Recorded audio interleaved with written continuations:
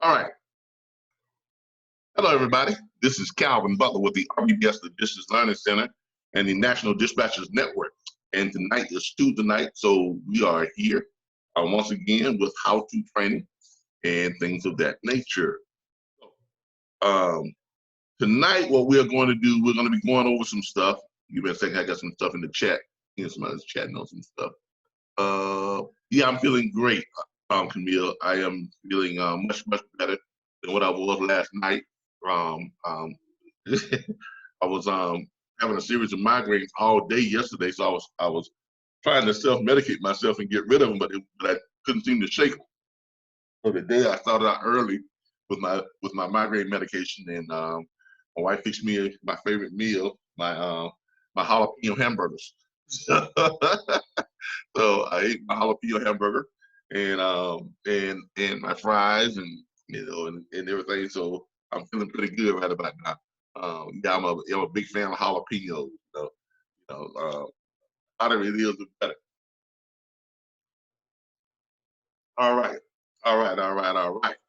So tonight we're gonna go over some stuff on the load boards, but primarily we're gonna talk about where the industry is headed, and I'm gonna make some predictions, and it's not all good news for everybody. I hate to tell y'all this, but the handwriting is on the wall. It is not all good news for the industry. It's good for some aspects of it, but for the most part, I've got some stark predictions, about the industry, and it's based on what I'm seeing that's going on, and not just in this industry, but there's a big change coming in the world economy. Okay, there's about to be a shift in wealth. It's about to be a huge shift in wealth, and for those that have positioned themselves to weather this, position themselves for the shift, it's going to be good. For those who have not, it's going to be really, really, really bad. And I'm going to make my case of why I think things are going in the way that it's going, and I give y'all a time frame of when I think all of this will come about. So, and no, I'm not one of those conspiracy people, anything like that. This is based on real, on real events, and real things that are happening within the industry, within the financial markets, within in the financial sectors themselves. I had a long talk with my uncle, who is a financial planner and he is an investment management specialist. So he and I tend to agree on what's about to occur and what's been going on. But we'll go over that, and we'll go over how that's going to affect the industry, and we're going to go over how you all can better prepare yourselves and put yourselves in the right position, put yourselves in position so that you can come out on the better end of this. But something I've been looking at for quite some time, and I've been studying it, and I was hoping that it would kind of hold itself off for another 15 years. But with what's happened here recently, with this pandemic, all it's done is just speed things up for what we're going to be looking at. All right, so with that being said, let's get started. Hello, everyone. How's everybody doing? Let me start sharing my screen here. Everybody doing okay? Doing good. All right, great. Let me start sharing my screen. Let me start sharing my screen so everybody can see what we got going on here. There we go. And let's get over to our holding place here. There we go, right there. All right. Those of you who are watching us on Facebook, I won't be switching over trying to answer questions on Facebook and answer questions here. So that's just one of the drawbacks of not being a subscription member. If you are a subscription member, you can participate live. Everything is live and interactive. If you are not, then you just kind of sit back and just watch and just enjoy it. Okay, that's just it's how the cookie crumbles. Membership has its privileges. Like American Express, right? Membership has its privileges. All right. First things first. New people, and here again, our enrollments continue to climb. Um, um, it's we we've had so many people who enrolled this past weekend. It was just ridiculous. We got a lot of new people, and we've incorporated because we're having so many people enroll at such a high rate. We've had to incorporate the quality assurance calls, where when someone enrolls, someone gives them a call back within an hour and go over what to expect from the platform, how they get fully implemented into the platform, and make sure they understand what they need to do to get completely embedded and off to the right start. But that is just a sign of the times. I mean, a lot of people out of work, a lot of people looking for legitimate ways to earn money, and the trucking industry has always been one of the best ways for entrepreneurs to come in and create their own thing and earn money within the trucking industry. There are so many different opportunities, so many avenues, and so many paths of opportunity that one can take within the trucking industry. If you're good at creating software, the industry is a wide open market for new software that can aid the trucking industry. If you are good at sales, if you're a people person, if you're good with paying close attention to details and analyzing things, the dispatching and the broker side of this is wide open for you. They have 3PLs, third-party logistics firms. They have, there's just so much you can do within this industry. Consultants, you can do consulting. You can do, this industry is literally wide open and ripe for opportunities. So when people come in and they look at what we have to offer, it's a no-brainer. Okay, we don't just do a class or a course. This is a platform. This is a network, and we plug you in to the industry, and where you have tools and resources, and our training is not just for a couple of weeks and then it's over. Our training is ongoing. It's every week. It's every weekend. We have consultations, private consultations. We have a private chat group where you all can connect with each other and help train each other and help each other to make money. So, and that's what's becoming such an appealing sector for people who are find themselves, out of work suddenly, who find themselves rethinking, is the career that they have, being able to commingle with so many people, is it worth it? Am I now taking my life into my hands, doing the things that I was doing before?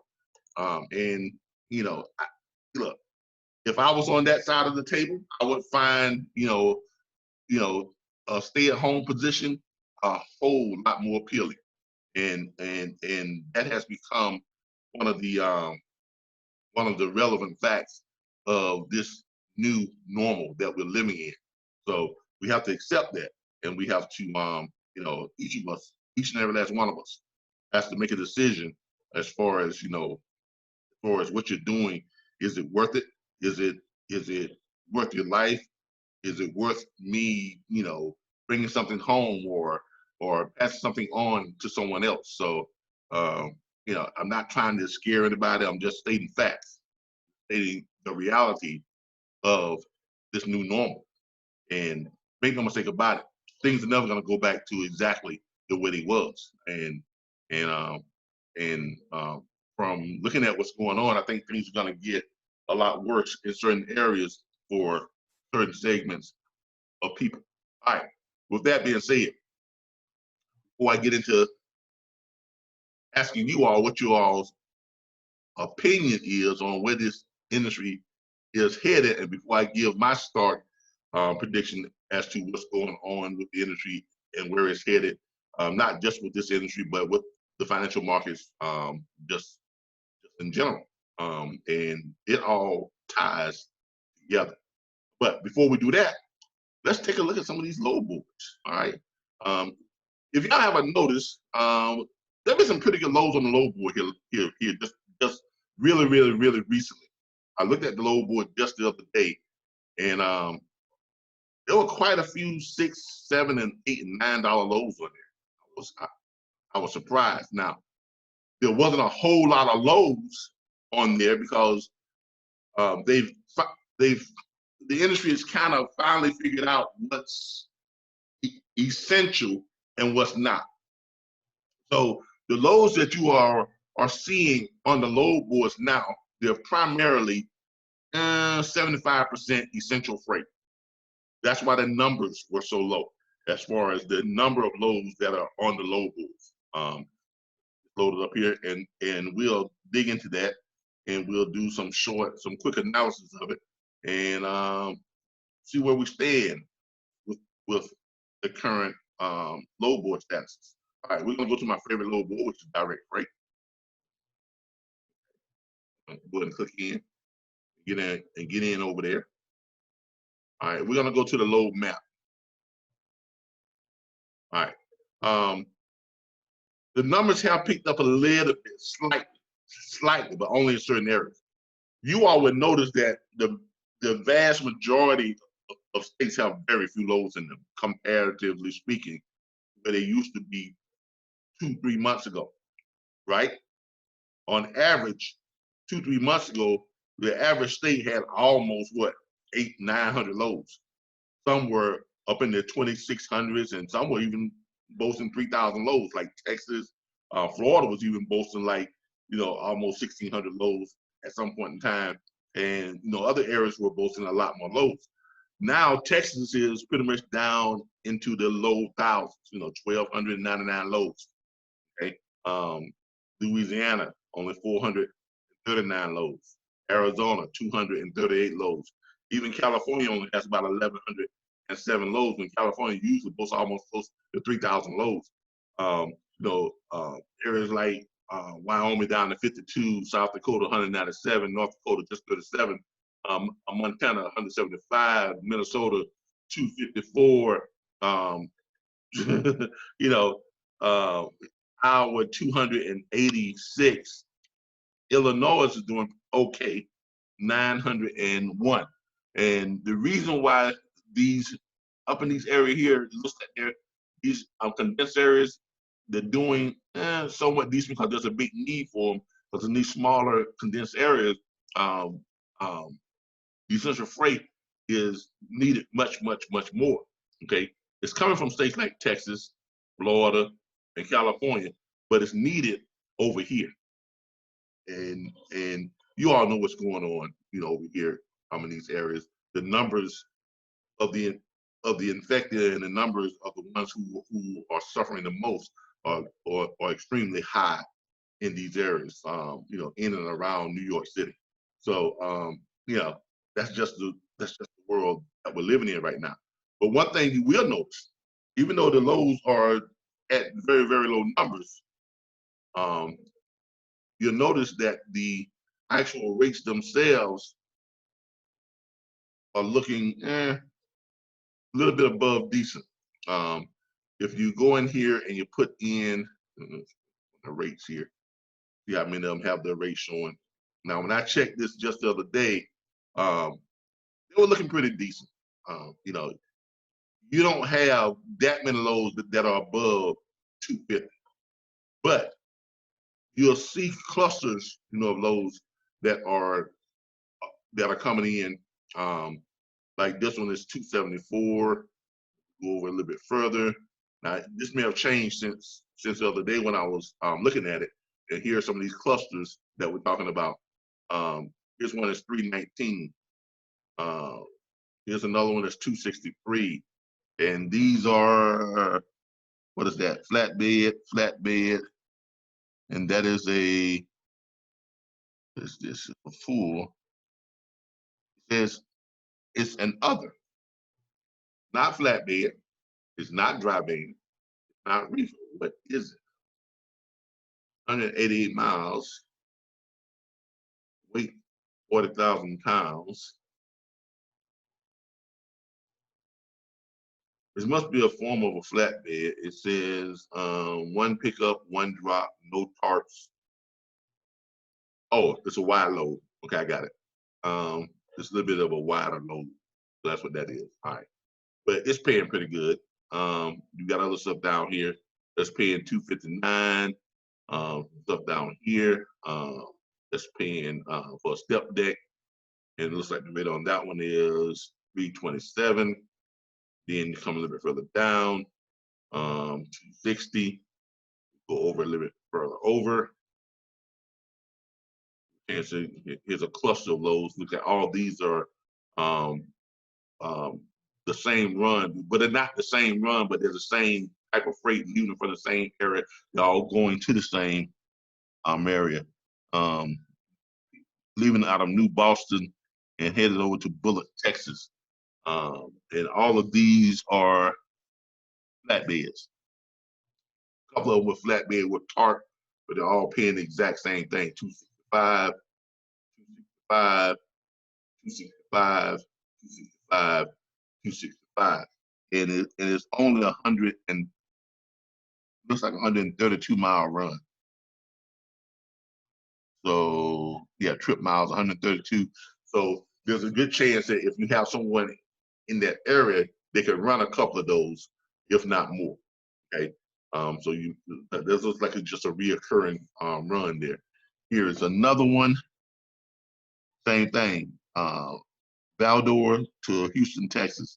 274, 274, and 274. And here's another one. Y'all see these clusters like this?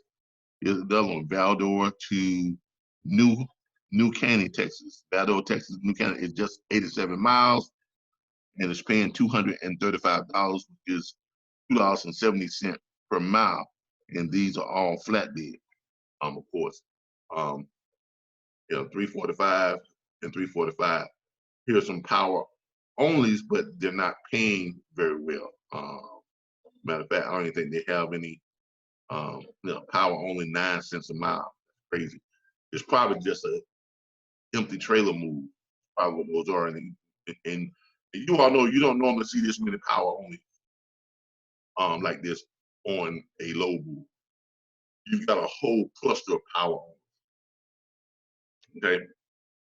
An entire cluster of them. And chances are they're probably, just empty trailer move, or they're probably what we call just dead freight where there's nothing there and they just, moving empty trailers, or they're just sitting there and they just need to get stuff out of the way. Not going that far. This one is 80 cents per mile. You got some van stuff here. There's like a bunch of just a bunch of stuff. So,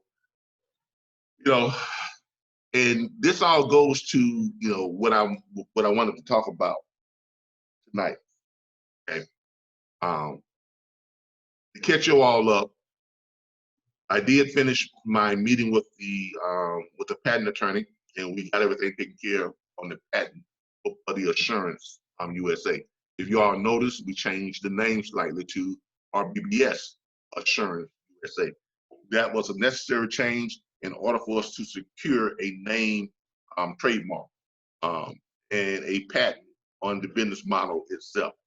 The catchphrase "No More Cheap Freight," that's also included in our trademark, as well as some of our licensing and stuff we're doing. So that's all looking really, really, really good. It looks like we might be able to launch this a lot sooner than we thought. So we'll probably be getting ready to launch this within the next 2 or 3. I take that back. Within the next 4 to 5 weeks instead of the next 45 days. So about another 3 to 4 weeks, maybe we'll probably be ready to launch this in its full scale. And so that means we need to hurry up and get started on bringing people in on the agencies and bring in as agents. So we need to get started with our training probably here within the next week and a half. Probably going to go in and start to implement some direct training on this within a week and a half. So things are starting to move pretty rapid. One of the other things that I wanted to bring y'all, a lot of things going. I got a lot of stuff on my mind right now. The industry is kind of it's well, there's no other way to just say it, just to come out and see it. First of all, let me get you all's view or what you all think is going on with the industry before I start to unload. Does anybody care to volunteer to give me their thoughts on where the industry is going? As far as trucking itself? Yeah, as far as the trucking industry. Where do you think it's going? Well, I heard a 60 Minutes report a couple of weeks ago about the automatic auto driving. Yeah, the driverless trucks. Driverless trucks, yes. Mm-hmm. And I heard a Facebook post from a trucker this week about approaching our legislators with demands that we have drivers in those trucks,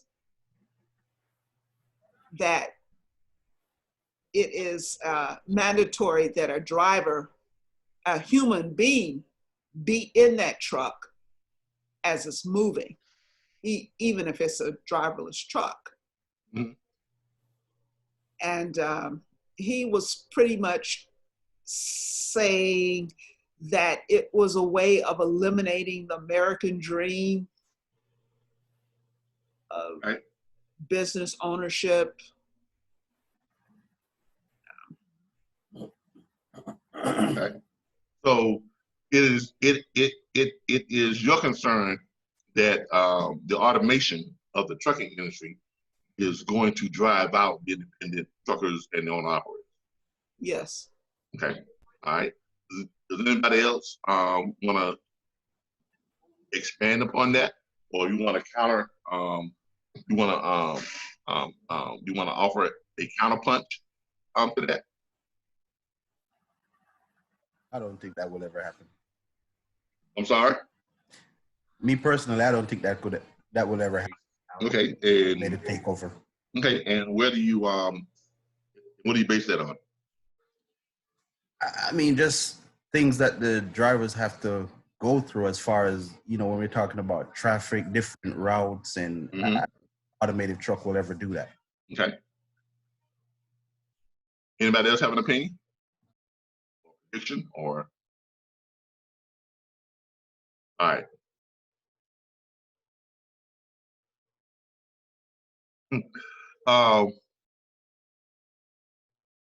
Have you all noticed in the last few years that a lot of retail stores have been closing? I mean, I'm talking about brands that were American icons. JCPenney's going out of business. Kmart gone. Toys R Us gone. A lot of the grocery stores, Kroger, Albertsons, all those things there, when they're gone, they leave by the wayside. Even whole shopping malls closing up. Things of that nature. And Radio Shacks cut their their outlets in half. Walmart is set to close, something like next year. There's a trend that's happening, okay, and it's been happening for about the last 8, 9, 10 years.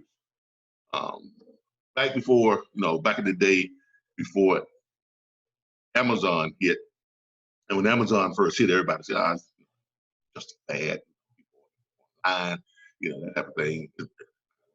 Well, Amazon is now one of the richest, probably the richest, American corporation, in the United States. The CEO and the owner of Amazon has surpassed Bill Gates on the list for the one of the most richest men, on the planet.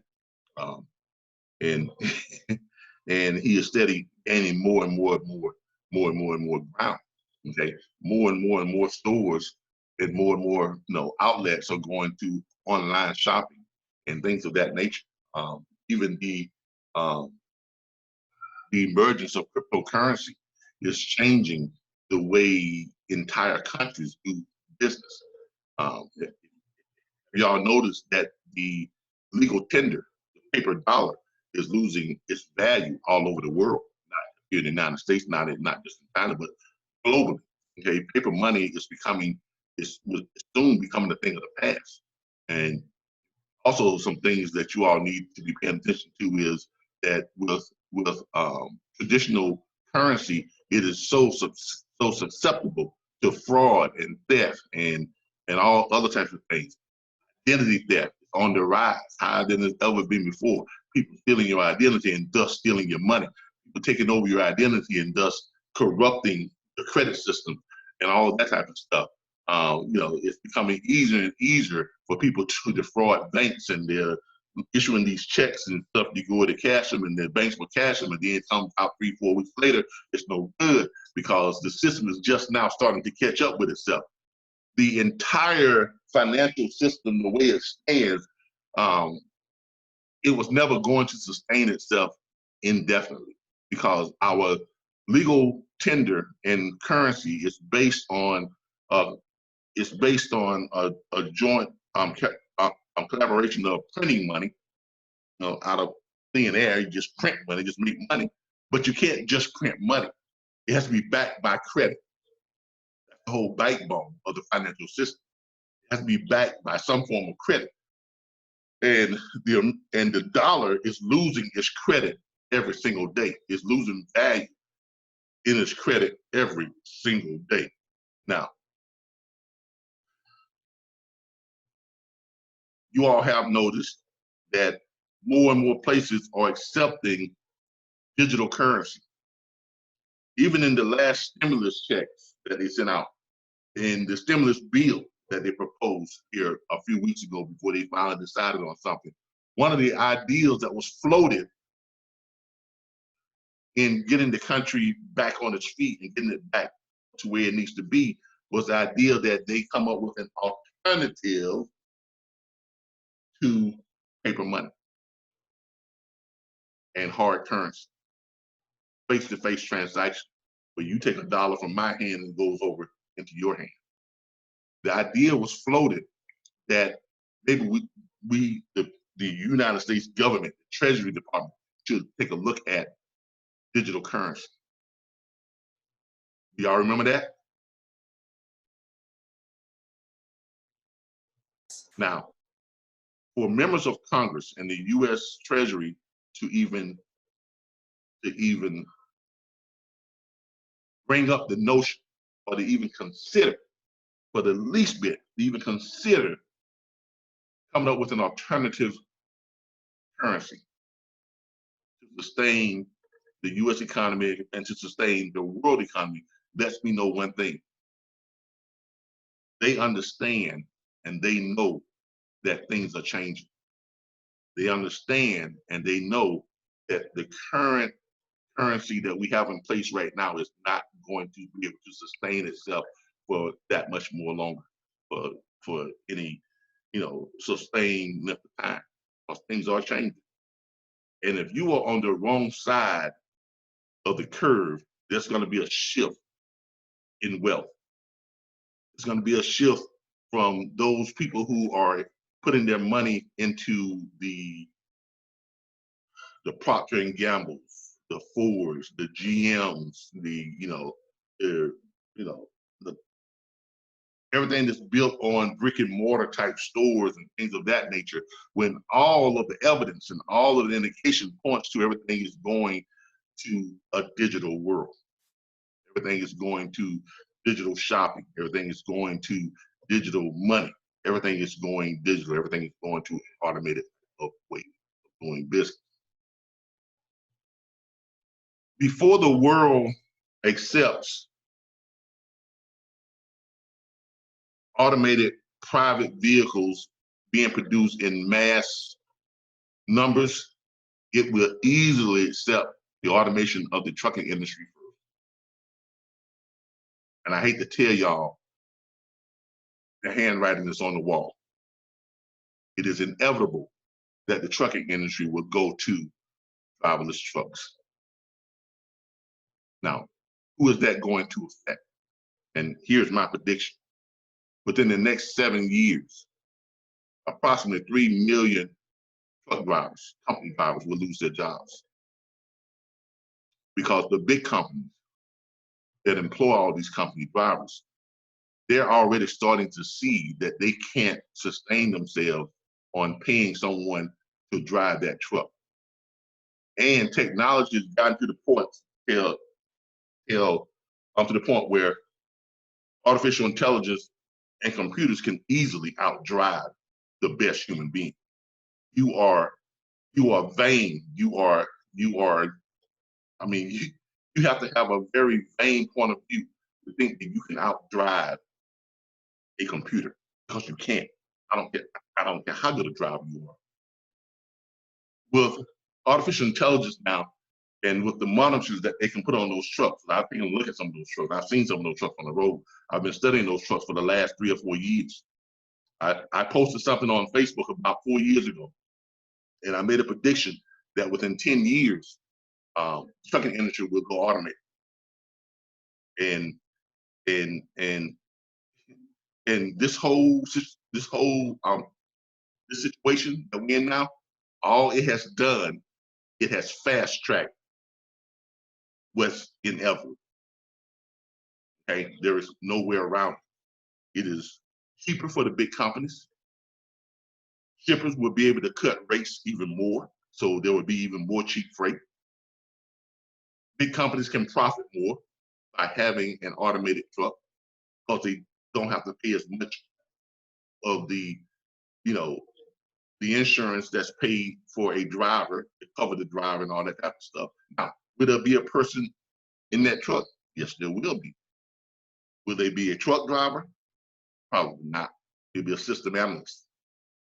So you got a lot of truck drivers who are not going to take the time to go back to school to learn how to upkeep the software and the new technology that they're going to be required to do within that truck, because they won't be there to drive. No, they will be there to make sure that the systems are running properly. They will be there to make sure that if something happens, they can evaluate and repair those systems immediately. So therefore, that is going to take some technical training. Some people will be able to make that leap. Most of them will not. You can't stop technology. You can't. You either learn to roll with it or you get rolled over by it. So for company drivers, yes, I make some very stark predictions. Within 7 years, it is my belief that there will be approximately 3 million company drivers out of work. Now, will this affect the owner-operators? No. Because owner-operators, because they are independent, they still have the choice of either going automated or continuing driving their trucks like they want to. There won't be a law that says that you can't drive your truck. It's just that big companies are going to elect to go to the automated. Why? Because it's feasible. You can't argue with numbers. You can't argue with that. No company is going to continue to pay out large sums of money to a driver when they can pay an analyst to sit in that truck and just get paid probably half the money just to keep those systems running and just there for the ride along.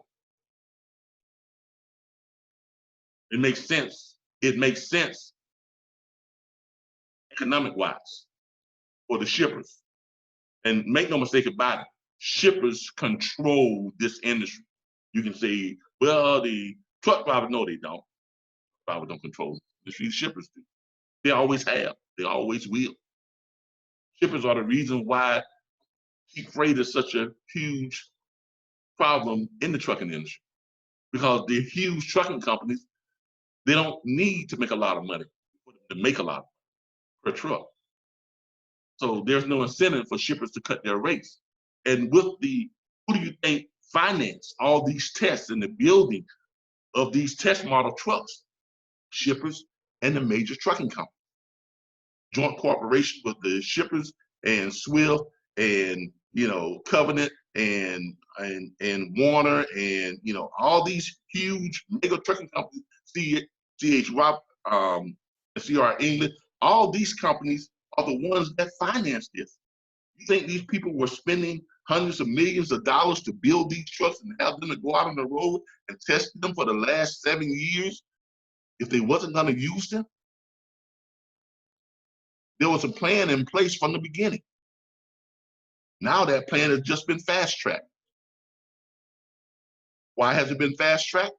Because during this whole thing with this pandemic, you've had so much talk of truckers going on strike. Truckers being so discontent, which they have a right to be discontent. But striking is not going to solve the problem. It's just only going to exacerbate the problem. It's going to speed up their timetable. That's all it's doing. Because they don't want to get caught with their pants down. They want to be in position, and they've got enough evidence right now. They got enough trials of these trucks running, and I think out of these trucks running for the last 7 years, there's only been 1 or 2 accidents. How many accidents have there been with human trucks, humans behind the wheel? Thousands. How many lawsuits have there been with humans behind the wheel? Thousands. How much money have insurance companies paid out with humans behind the wheel? Hundreds of millions. But with a computer driving, for the last 7 years, you had maybe 2 or 3 accidents. 1 or 2 fatal.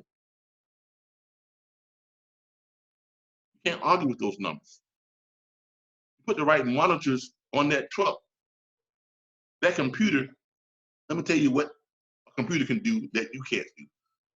That computer with the right monitors can tell you what the temperature is on the outside hood of that truck.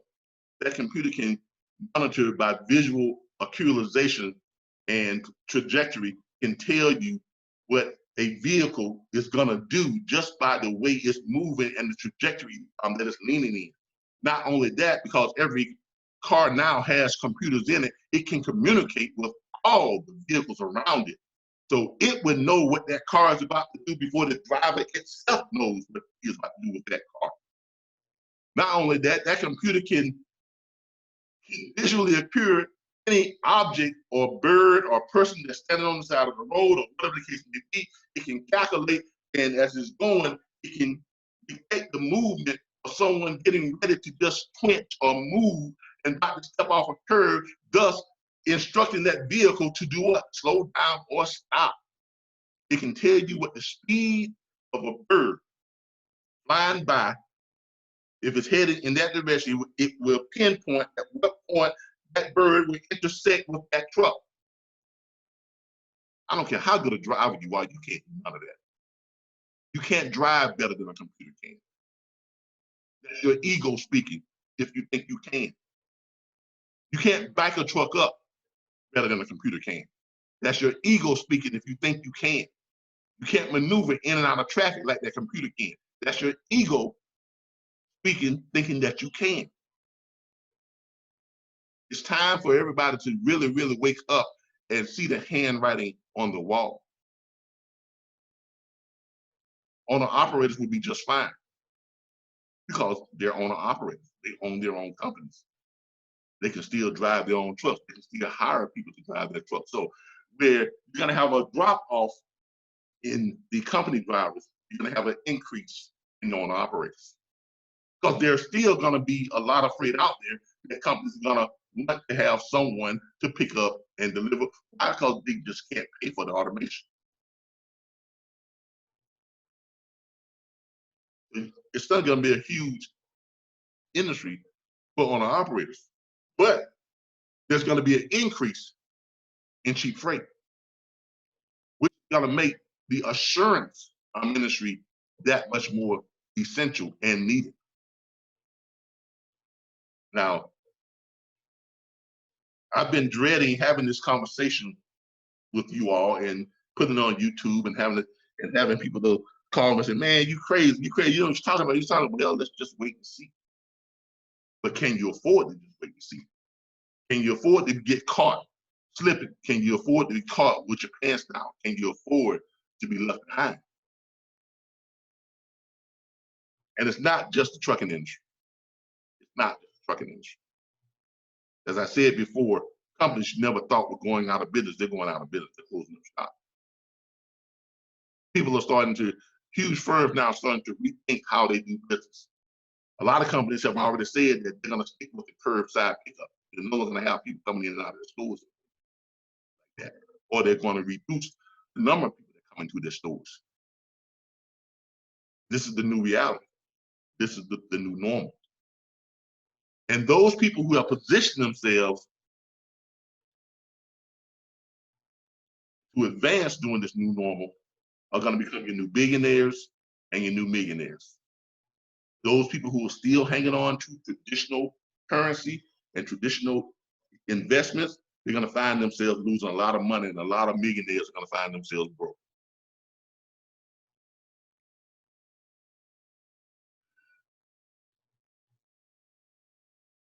Let's take a look at something. All right, this is Bitcoin. This is my Robinhood. Okay. And I just went in. Someone's got their mic open and is giving me feedback. Please shut it off. Thank you. This is Bitcoin. All right. Well, I'm sorry. This is Bitcoin Cash. That's not Bitcoin. Let's go to Bitcoin out.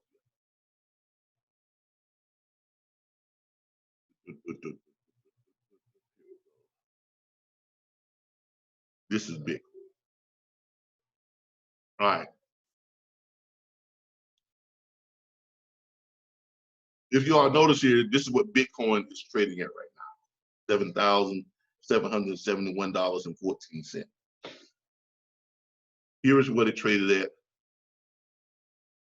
over the last week. You can see it kind of goes up and down, up and down, up and down. So five down. Here's what it traded at a month ago. Down, up and down, up and down, up and down. Now, this is about when all this stuff started, right? 3 months ago, before all this started, right at the beginning of all this was Bitcoin. 10,000, 10,000, so forth. Now, let's look at last year. A year ago, what was Bitcoin?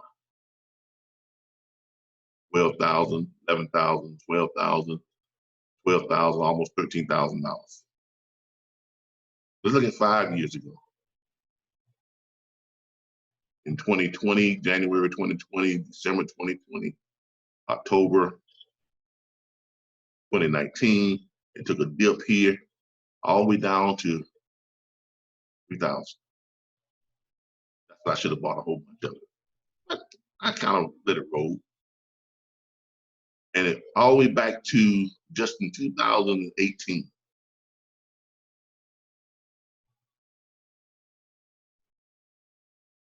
In 2018, it topped out at $19,260. Yeah, that was at the peak from 2017. Now, here's what's happening. As the dollar devalues itself, and since hard currency is so susceptible to fraud and so easy to steal and manipulate, cryptocurrency, on the other hand, is almost impossible to steal. It's almost impossible to manipulate. Why? Because it's not held in any central location. It's not held in any type of central bank like regular funds are. It's not, doesn't refine itself by standard credit and things of that nature. So nothing that you can tie to it to where you can actually go in and manipulate. But it makes it much, much more pure. As government they're starting to realize this. Retail locations are starting to realize this. I walked into a doggone McDonald's just a couple of weeks ago, and on the little screen thing, they had up there pay with Bitcoin. That tells you that industries are starting to recognize the legitimacy of this new digital currency. But it's not new now, it's been around since 2012. But it has become much, much more legitimate.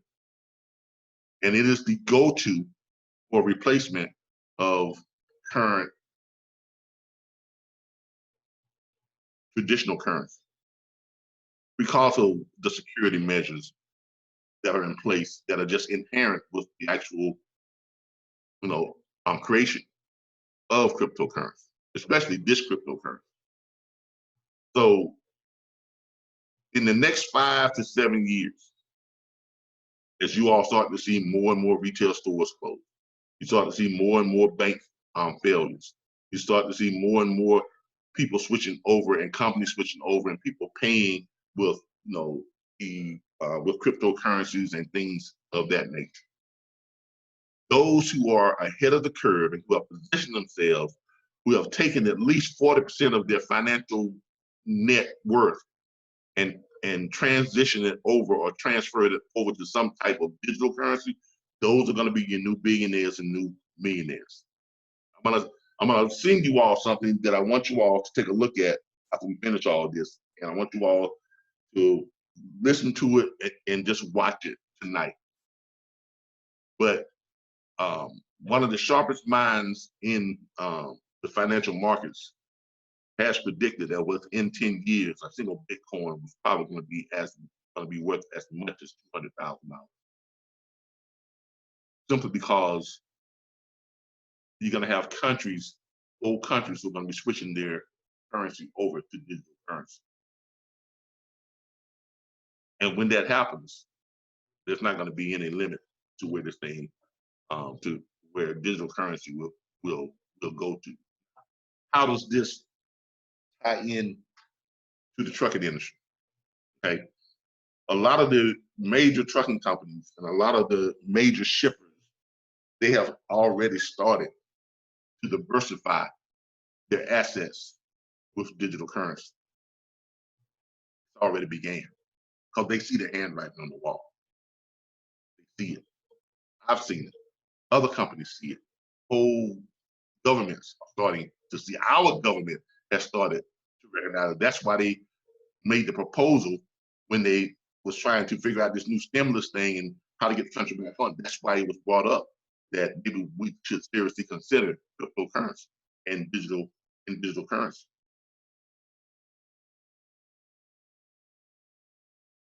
I don't want to be here telling you all this. I don't. I wish it wasn't so. God knows I do. Is it fair? No. But like I've always told you all, business is business. It ain't got nothing personal to do with it. You can either position yourselves to be in a place to take advantage of it, or you can stay where you're at and be in a place to get rolled over by it. One or the other. Okay. There's no other way to go with it. So what are we going to do to try and help put you all in that position? RBBS Insurance USA, when we set up our agencies and you all as agents, I'm having this conversation with my corporate people. I had this conversation with my uncle, who is he's the VP at AXA Investment Management and Retirement Planning. He's been doing this since 1987. He is my go-to when I want some advice on financial matters. And he and I both agree. He's noticed the change in the markets. He's noticed a change in how very, very, very, very wealthy people are starting to diversify their money, starting to put a lot of their money into digital currency. They're starting to make that switch. He's noticed that some very, very, very wealthy people have switched over about 45 to close to 50% of their assets to some type of digital currency, primarily Bitcoin. Now, when that stuff starts happening, it's because they recognize and they have it on good authority that we on this end of it, we get those, we always get we always the last ones to be included. We're the last ones to realize what's going on, so that's why we get left behind. You know, some of you all are out there saying right now, man, that Calvin, I lost his damn mind. Okay, you're the same people who 5, 7, 10 years from now will be saying, man, I damn sure missed out on that. All these new millionaires, new billionaires. Now, do you need $7,000 to purchase Bitcoin? No. And the reason why I showed y'all this, because as you can see, I put in $99.58. That's what I put in, $99.58. Because you can buy Bitcoin in what they call statues. Cryptocurrency is broken up into 0.00000001%. So you do not have to buy an entire Bitcoin bag. You can buy a small percentage of that, as you can see here. 0.0129346% is what I have of one Bitcoin. And I purposely did it that way so I can show this to you. I wanted you all to understand you do not have to come up with $7,000 in order to start positioning yourself to be in the right position when a switch turns over. Because at some point in time, this value is going to go up, it's going to go way up. So even if you have a little small bit that's worth $100 now, when it shoots up, it's going to be worth more. You all understand that? You all see that? Does everyone see the relation here? I know I lost some of you all. I know some of you all. Yes. I know I lost some of y'all, and I know y'all think I'm just off my rocker. But just indulge me for a second. Do you see that you do not have to have a lot of money to position yourselves for a digital currency? Do you see that? Yes. Okay. All I'm saying is this. Don't let that number prevent you from taking advantage of market change. Don't do that. Because you can start off with, you can $50 with it, you know, of a percentage of Bitcoin. You can start off by buying just $50 per week. You invest $50 a week. Some of y'all spend more than that anyway each day. I know you do. All I'm saying is take some of your excess cash, money you blow anyway. Think about how much money you blow. And think about how much money you could put into something like this and increase your wealth probably over a short period of time, within the next 5 to 7 years. So let's just take this expert's prediction seriously for a moment. If 6, 7 years from now, a single Bitcoin is worth $200,000, what would this little bit be worth? See where I'm going with that? If a single Bitcoin is worth $200,000, and if you get yourself to a point to where you've acquired over the next 5 years, 4 or 5 Bitcoins, if it does come to pass that it comes up that they're worth $225,000, 4 Bitcoins will make you what? Millionaire. Exactly. I have a quick question. Sure. I have a Roth IRA where I have about $50 to $100 come out, automatically taken out each month. Is this something I can buy within the IRA? You have to check that with the company that is doing that for you. Probably is. They probably do. Okay. Most investment banking firms, they have implemented digital currency, or because this is traded. You know, I'm buying this on Robinhood. Right. Okay. Now, I've already initiated a transfer. Go ahead and show you here. I've already initiated a transfer for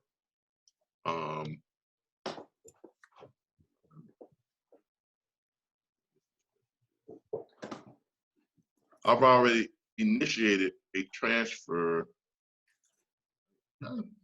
Something here.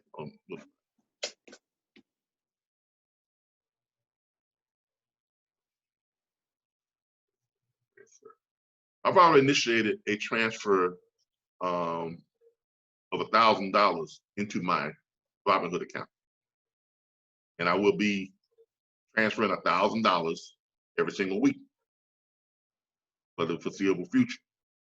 And guess where that $1,000 is going to go? It's going to go to acquiring more and more percentages of Bitcoin. Okay. Now, I'm not telling you all to do that. I'm doing what I can afford. I want you all to at least consider doing what you can afford. That's all I'm saying.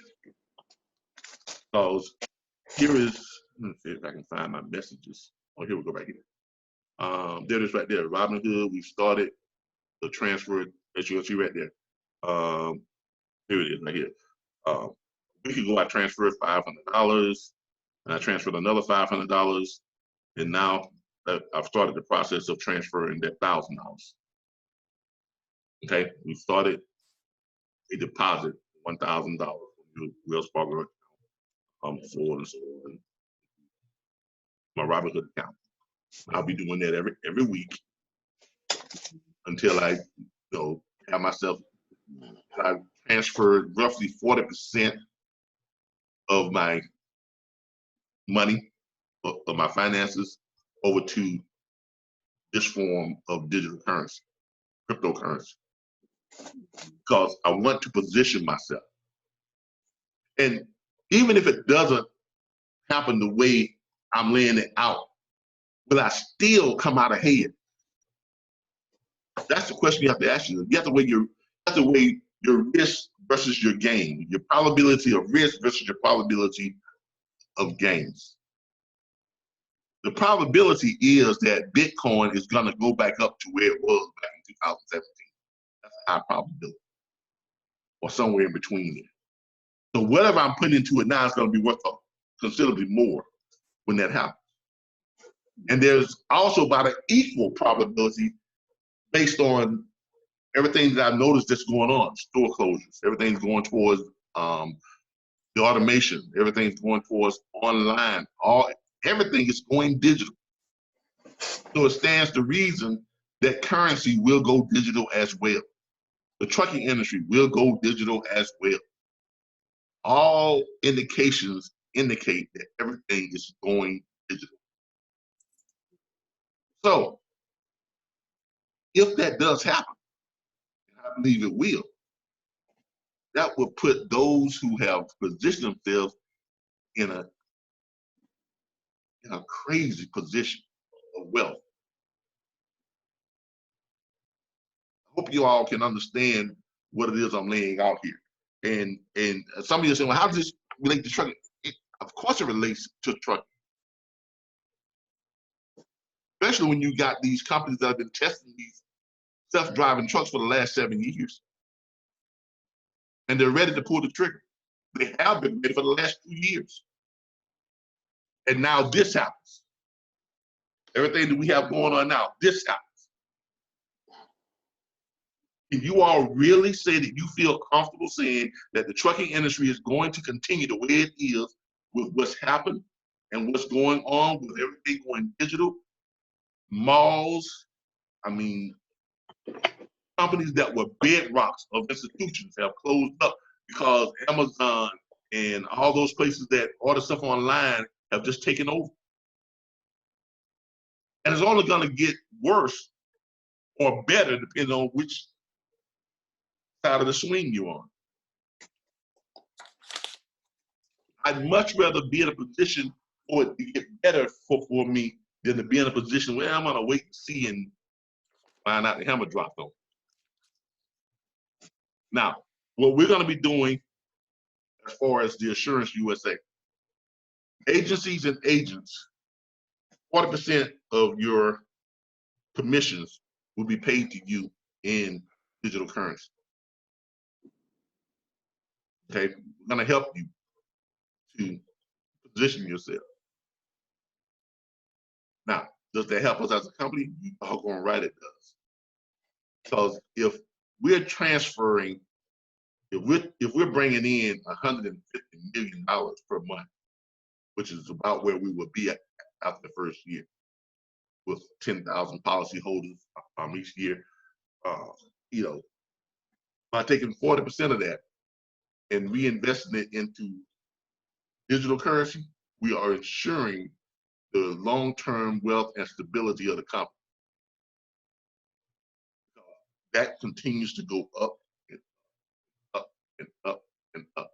As the dollar continues to devalue more and more and more and more, digital currency seems to go up in value more and more and more and more. So one is going here, the other one is going here. What would that do for a company that is positioned with 40%, at least 40% of its revenue, of its investment currency in digital money?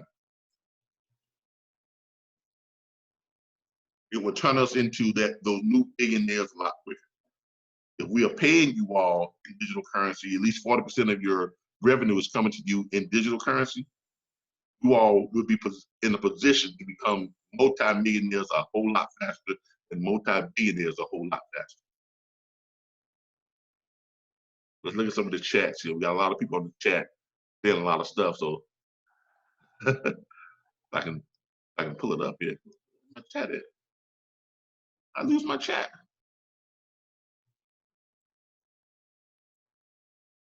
I don't know where my chat is. I'm trying to pull up my chat group here on the chats. It's not coming up. I know some people were writing some stuff. I can't find it. Where it went.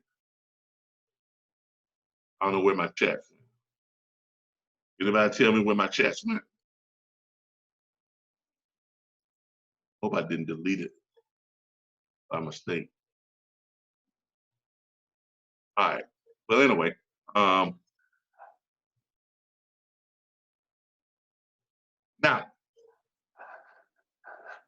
let's hear you all's thoughts. Let's hear your counters. Let's hear why you think this is not going to happen, or hear why you think it is going to happen, or hear why you think I'm just completely off my rockers. Hey, Calvin, can I say something? Mm-hmm. Okay. I've been driving truck over 25 years for big company. I know you're familiar with JB Hunt. Yep. And I do see the transition in the trucks. It's like all before it was like the majority of the fleet was like a manual transmission, like stick shift. You know, you shifting gears, this and that. Mm-hmm. Now, JB Hunt, they got most of the trucks is being there's no more manual shifting.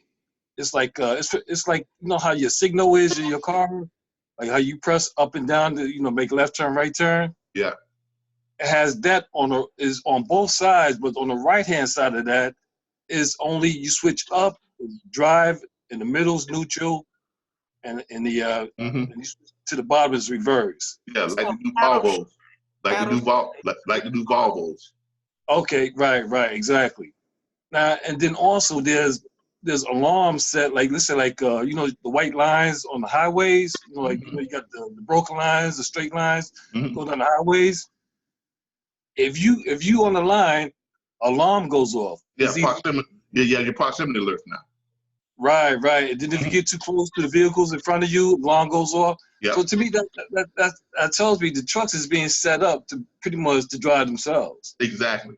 Look, you right on point with that. You are on. I see that. You on point with. I drove one last night. Yeah, these companies, they're not implementing these things just to be doing it. They're not spending that money to convert their existing truck inventory into making it more compatible so that when they bring in the new AIs, they can just plug it in and go. Right. They're setting their fleets up. Fleets are already being conditioned. And it has been that way since 2014. Because when I was with Covenant, we had one of those. And I hated it when they put that thing in there that every time you close it, boom, boom, boom, boom, boom, boom, boom, boom, shut that doggone thing off. Right. You know, right. But there's a reason why it's being done that way. Okay, you know, the handwriting. Whether a lot of you want to admit it or not, the handwriting is on the wall. Okay, you know, I mean, I don't want to be here having this conversation tonight, and I've been wrestling with it for the last 2 weeks if I was going to have this conversation or not. But let's look at what this platform does.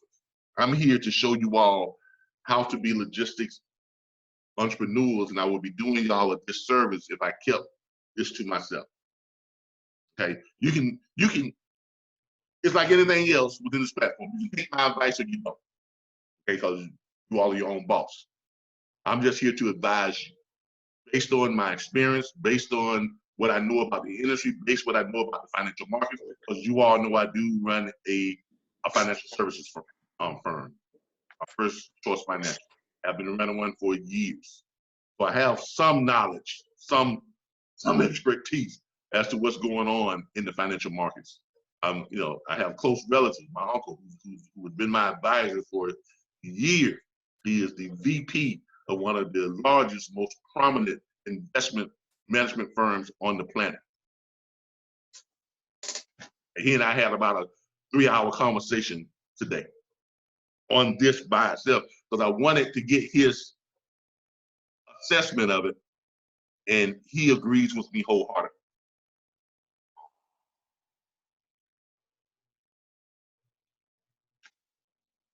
There's another thing that there is less freight out there because I'm frequently in we call like the rail yards where, you know, freight trains pull these trailers from the West Coast.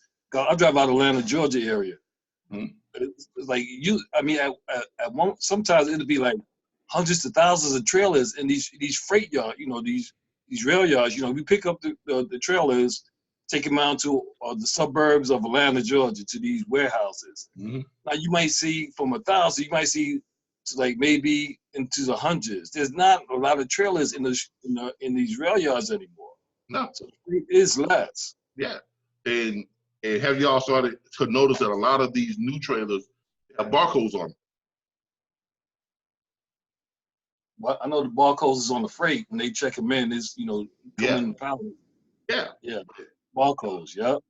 They being labeled now with barcodes makes it easier for what? An automated unit to identify what freight is what. That's right. I mean, you all can disagree with me, but you can't you can't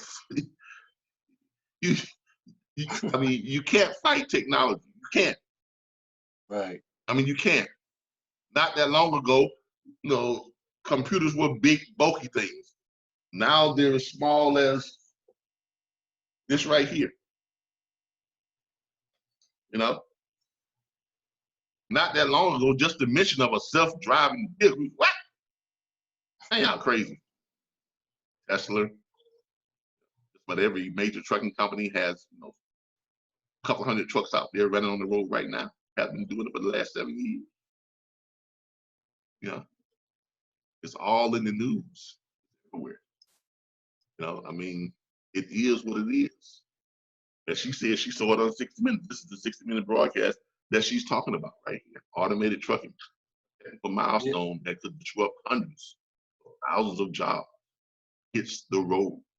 Not will hit the road, not might hit the road, not thinking about hitting the road. They have hit the road. Companies are already testing driverless trucks on America's roads.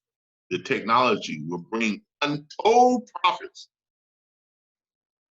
And I just said, shippers are going to make tons more money. They can put out more cheap freight.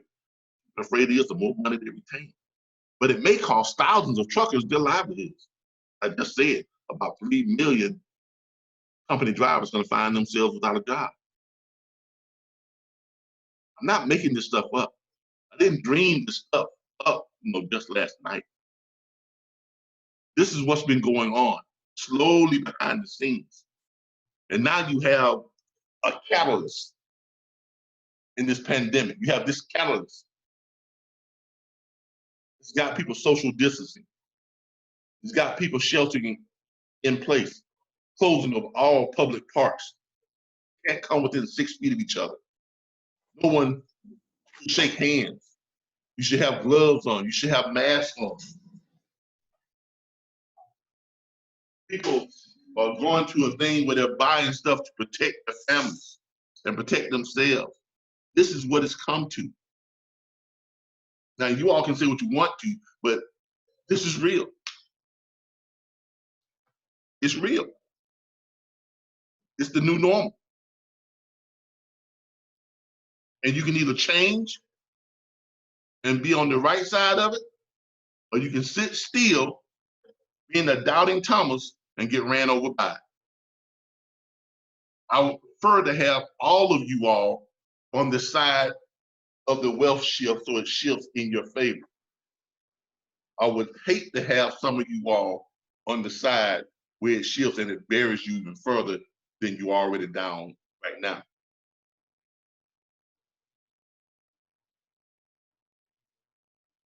I cannot, in good conscience, not tell you all this. Now, think of me what you want. But 7 years from now, I guarantee you'll be thinking different.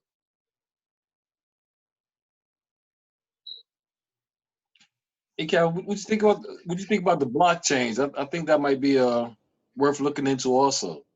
Blockchains?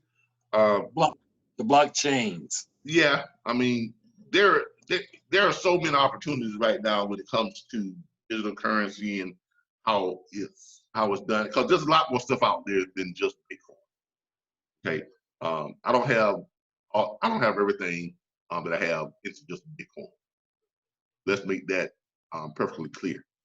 Okay, I'm not saying take all your money and throw it in Bitcoin. As you notice here, I have stuff. I'm in Aurora, cannabis, because weed will become legal in the United States. It's already legal in all of Canada. This company makes weed products that support the cannabis industry. Okay, and I have quite a bit of stock. I have quite a bit of shares in it. So I'm not, all Bitcoin crazy or something like that. That's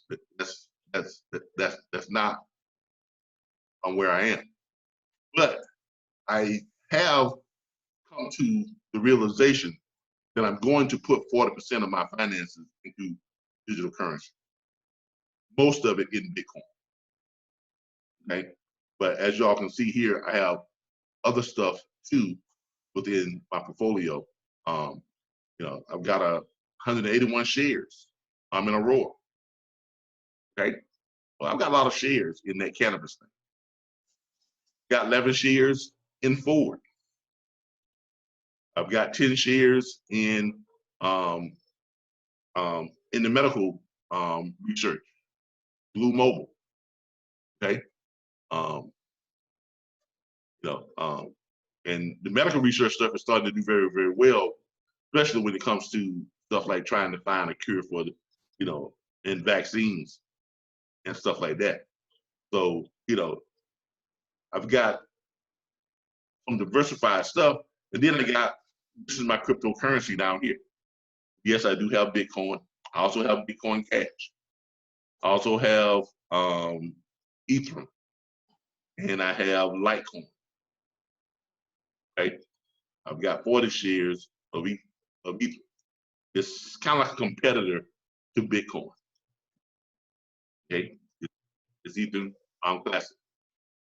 So I'm not just harping Bitcoin just to be harping Bitcoin. Okay, because I realize that there are other stuff out there. There are other stuff that's a lot more affordable to acquire. But the reason why I like Bitcoin is because it is gonna go back up, and this whole thing that's going on has just created an opportunity for people like myself and people like you all to be able to get in on Bitcoin before it shoots back up. When it starts shooting up, it's not really doing you any good to go and try and get it once it gets back up to a high level. So it's great that right now it's down, because that creates an opportunity for you all. This is one of the reasons why we're fast tracking our launch, so we can start bringing in the revenue and start funding you all or paying you all in 40% of your commissions are going to be paid to you in cryptocurrency, in Bitcoins. Okay? This is the reason why we're starting to fast track things, because it's at a level now that if we start this within the very near future, before it starts to go way back up to that, somewhere around there or there, and even higher, before it starts to do that, and that's not that long ago, December of 2017, which is basically 2018. That wasn't that long ago. Not like that was 20 years ago. That was in December 2018, which is less than what? December 2017, which is less than what? That's less than what? What's this? 2019? That's 2 years ago, people. 3 years ago. There's a high probability that it's going to hit that and surpass that, especially if things come to fold as I've laid them out. If things even come in close to what I've laid out, that number's going to go up almost 200%.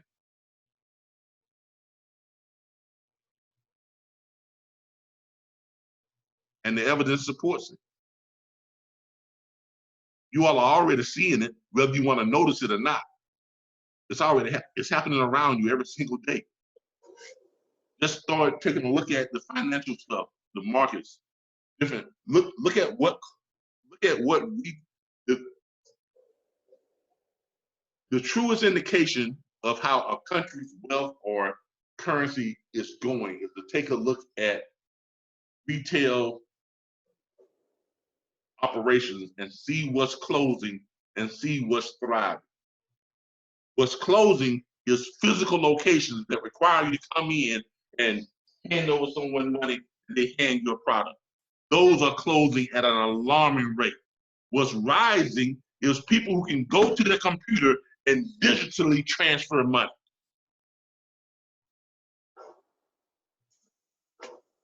A blind man can see that.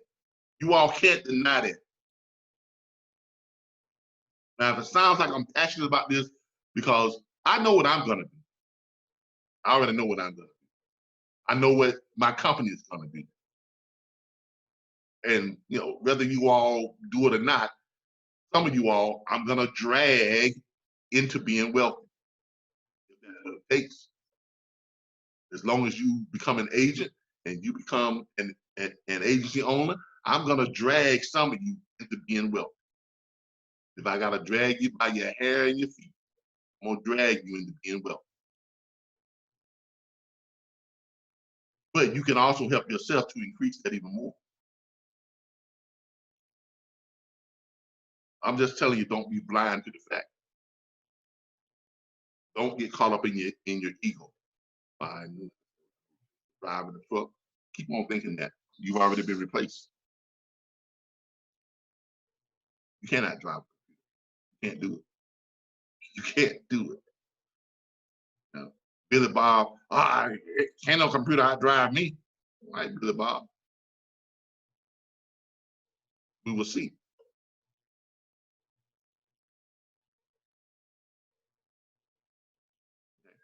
Owner operators will do just fine. The independent side of this industry will do just fine. In fact, there will probably be about a 40% increase in owner operators, because a lot of the company drivers who've been driving company trucks for a long time and they've got good nest eggs, stored away, they're gonna make that leap to owner operators, but they can build their own, fleets, and then they're gonna hire a lot of those company drivers who were company drivers. They're gonna bring them on, get their authorities and things of that nature, and they're gonna hire them on to their companies. They're gonna lease them on. Lenders and banks, people who are loaning money, are gonna see an uptick in truck financing and people starting their own companies in the trucking industry. So that side of it is going to be fine. You would even argue that it's going to get better. But the rates overall are going to drop. So you're going to have even more cheap freight out there, because the shippers are going to see that now they can drop even further, because you got these automated trucks that doesn't require as much financial input to keep them running anymore. You got a system analyst, team driving trucks, woo, they go have one system analyst in the truck. That's it. Yes, there will be a human in that truck. That human will not be a truck driver.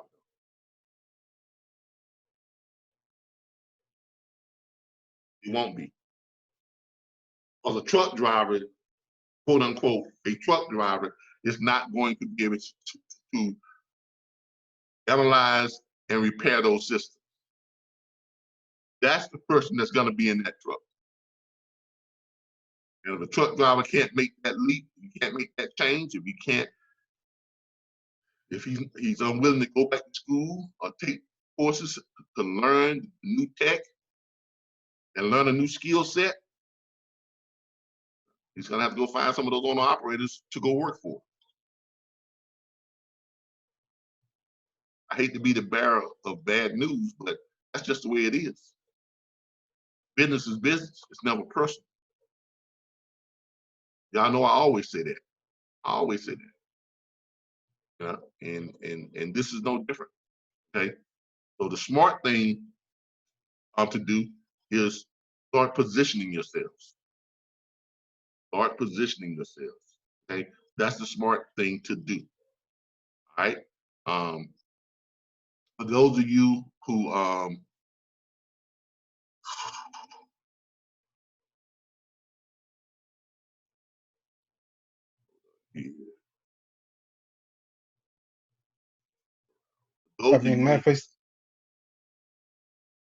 sorry?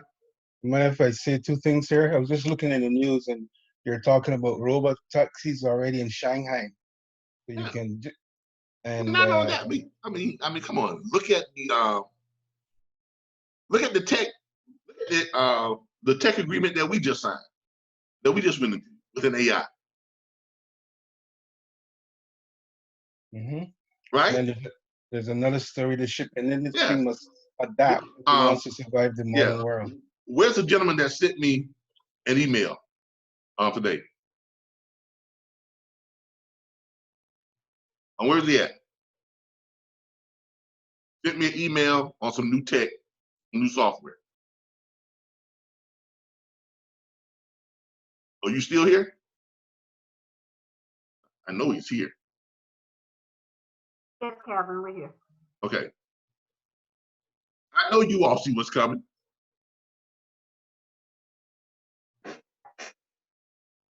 I mean, you have to see what's coming. The software you sent over for me to review today is a good indication of where the whole trucking industry is going on the company side of it. Now, on the owner-operator side, yes, it is going to get better. But when it comes to these company drivers and these huge companies that want to make profits, they're not concerned about, drivers having jobs.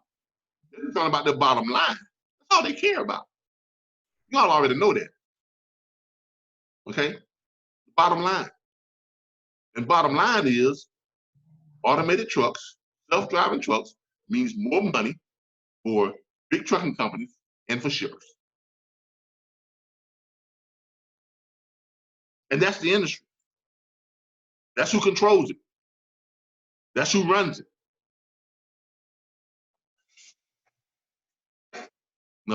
As much as you want to feel for the little guy, I mean, those are the facts.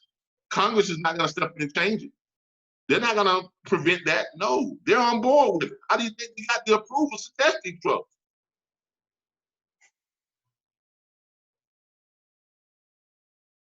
Congressmen in each and every last one of those states said, yeah, let's go for it. Let's sign off on this thing. Let's make these trucks automated. Allow you shippers, to make more money. Allow you big trucking companies to make more money. So your lobbyists can put more money in my pocket. A lot of you all have been living in a dream world.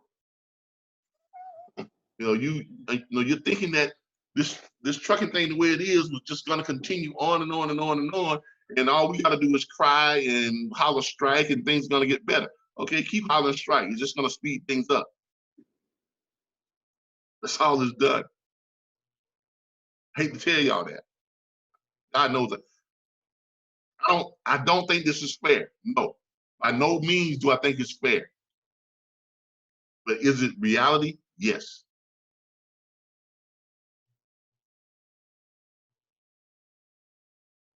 Fair ain't got nothing to do with it. It's business. And the quicker you all realize that, the better off you would be. Okay. In no way, shape, or form is this fair. No, it's not. But it is business. And that's all it is. Now, I know a lot of y'all came here tonight not expecting this, but this is not a bad thing for this network. It's not a bad thing for owner operators. But for company drivers, it's going to be we're talking about a shakeup, talking about a wake up call. We're talking about a lot of people going to wake up and they're going to be like, what just happened? Okay, I mean, unfortunately, there is no way around that. There just isn't. Somebody shoot me a message. Okay, here it is. I think I found it. Found my little message thing. I had found it. Now I lost it again.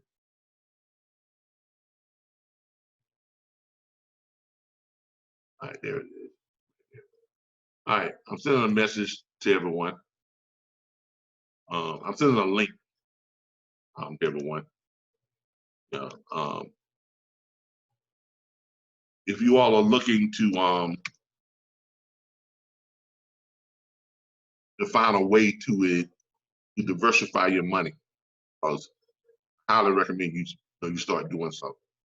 And like I said, I don't want you all to start throwing away money you don't have. Don't start putting money in. It's not throwing away. You're gonna be actually investing in your future, but don't put money away that you don't have. Okay, if you just so tight, things are so tight that you cannot afford to take advantage of stuff like this, then don't do it. But if you have disposable cash, You know, things that you need to stop doing anyway. If you're smoking, you say, I've been meaning to quit smoking, and I'm paying $7 for a pack of cigarettes, and I smoke about 3 packs a week. you know, there you go right there.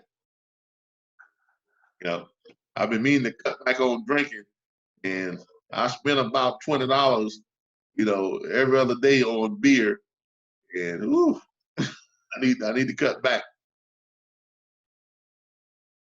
Myself, I like, junk food. I need to cut back on junk food and get rid of some of this weight. There you go right there. Okay, so, but like I said, whether you see the light or not, when we start this assurance ministry, and those of you that elect to become assurance agents, and those of you who elect to become assurance agency owners, whether you want to or not, I'm going to drag you into being wealthy. You can holler and scream, I don't want my money to go. Well, then you take it and transfer it back into whatever you want to transfer it to, but I'm going to pay it to you in 60% traditional currency and 40% digital currency.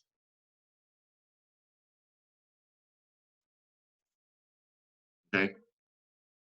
So, that's how I'm going to run and fund this company. That's how I'm going to help you all secure or to become financially healthy. That's what I'm doing. Now, what you decide to do is up to you.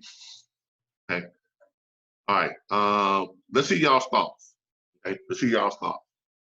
Questions, thoughts, concerns, affirmations. Let's hear it. Well, I'd like you to hearing your standpoint on the industry, because that's what I gathered from the report, the 60 Minutes report. Definitely the industry was changing. And the cryptocurrency, I'm familiar with. I've done a little trading myself. And that's why I have a Roth IRA. I use E-Trade. Right. So I'm going to look into that and see if and you say you can buy it in stacks? Yeah, you can buy it.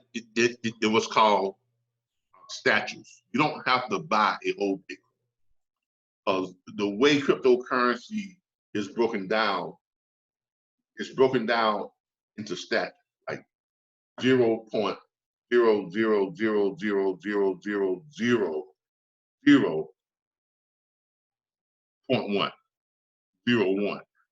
Okay. So it's like a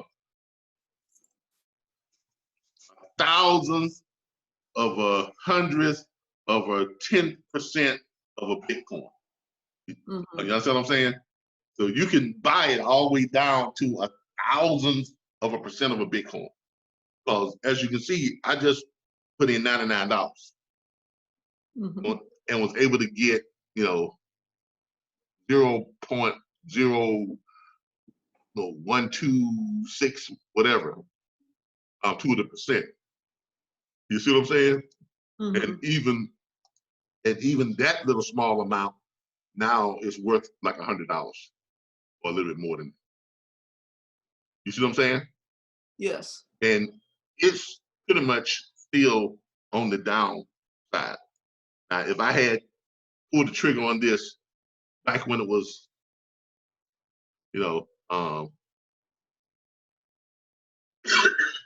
back a month ago, or back when it was down to,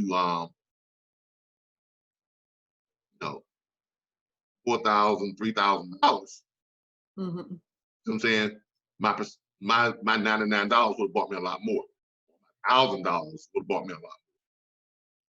But no matter what it is, at the rate that it climbs and gets back to where normal, because what you got to do is you got to look back over the history of any stock. Look over the history of it. And what you want to do is you want to look back no more than 5 years. You definitely want to look back, a year ago or 3 months ago or 2 years ago or whatever the case may be to see where it was then. Because if it's low now, it stands to reason that it's going to get back to where it was at least 2 years ago, 2 or 3 years ago. You understand what I'm saying? Yes.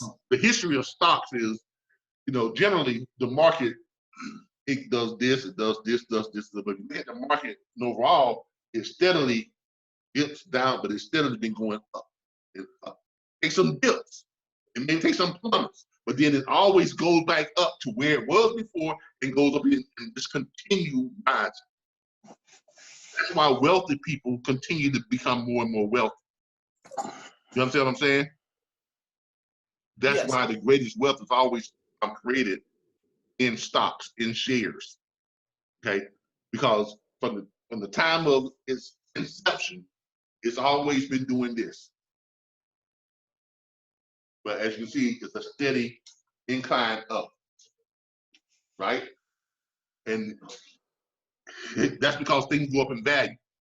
Okay, now there are times when there are situations and things out of the norm that happen that causes it to plummet. But once we've got a handle on that situation, what does it do? It shoots back up to higher than it was once before. And if we take and look at this 5-year trend, you see here, Bitcoins came onto the scene way back here in 2012, 2013. Because I remember in 2012 when they were just talking about this stuff before it even hit the market in 2015. 2012, I was a night auditor at Holiday Inn Resort, and we was hosting a cryptocurrency symposium. All these guys, these eggheads, they sit around and they talk this stuff up. So they, came with all these different cryptocurrencies, and they thought up a way and all this other stuff. So they was having some type of conference or some type of symposium there at the Holiday Inn.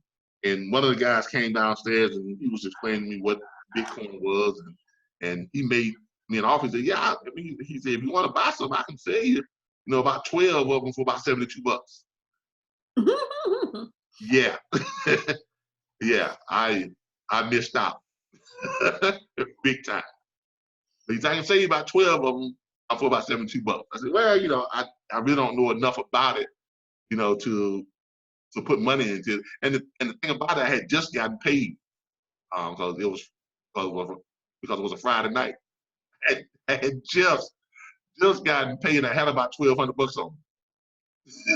He was gonna sell me 12 of them for $72. Okay, and as you can see, in 2015, when it hit the market, at $239, $240. And watch what happened. It dipped up, down, but watch what you see. It's steadily doing what? Climbing. Steadily climbing. Steadily climbing. It's steadily dipping up and down, but generally it's steadily climbing. Steadily climbing. Steadily climbing. It's steadily climbing. And you see here in 2017, it hit mainstream, which means people in mainstream money, bankers, real estate investors, and everybody that could see the potential of this thing, everybody started getting into it. And even countries started to implement it.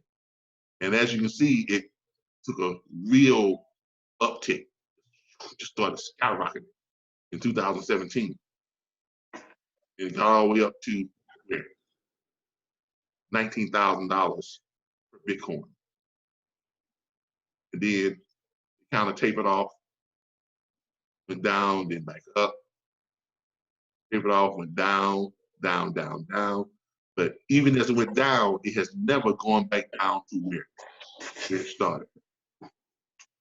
Never has it gone back down. But that's the nature of stocks. That's the nature of investment shares. Okay, so now we get it here into 2018. some things happen politically that cause, you know, people to get kind of weary, and they say, well, I don't want to put my money into a whole lot of stuff because, you know, certain people are in office and we don't know what that joke is going to do, or we don't know what's going to happen. So things started to taper off a little bit, you see, and taper off, and then we hit this crisis, and we hit this crisis, and things kind of, even at the peak of the crisis, which was in February, in March. So you see where it dropped to, right? Well, that's where the crisis was, you know, got kind of scary. Things got kind of scary, you know, with this whole, you know, social distancing and this thing coming to our shores. But after people started to kind of get a handle on it, and we started to get over the worst of it, you know, you start looking at here in April, it started to pick back up, back up, back up. It dips and comes, but it's steadily, you know, rises and falling. It ticks up, up, up, up, then takes another dip. Now it's up, up, up, up again, and it'll go up even further, and then it'll take a dip, and then go up even further, take a dip, and go up even further, take a dip, and go up, and it's gonna, that's just the nature of how things work. And then there's the other side of a catalyst. Something so dramatically happens that it causes this to do this right here. You see that right there? Causes it to do something like that. And the next thing that's going to cause that catalyst is when they do, and they will come up with a vaccine, and they will come with a cure. Right? They will, you know, create more testing to test those who have the antibodies. That stuff starts happening on mass scale. Watch this right here, shoot like that right there. Like that shot right there, watch it shoot even further up. Because at the same time that they're finding stuff, all this, they also are going to be changing the way business and companies run. People are going to be more aware of hand-to-hand transactions, which means they're going to want things a little bit more anonymous, a little bit more, you know, distance, at distance type transactions. Where I go into a store, instead of paying for something with something out of my pocket, and y'all have seen this before. You scan it, y'all heard that?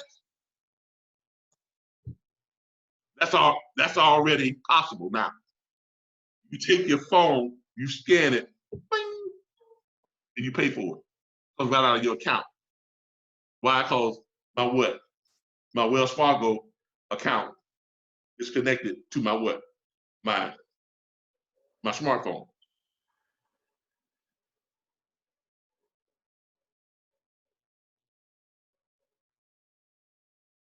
And y'all see how that's going to become even more popular. Especially with you taking money from someone, you don't know where that money's being. That's going to become a thing of the past. Especially now. Okay? So when this whole thing, and it's not going to be very long from now, all of a sudden you're going to look up and you're going to watch cryptocurrency just going to start skyrocketing. Because entire countries are going to be switching over their currencies to it.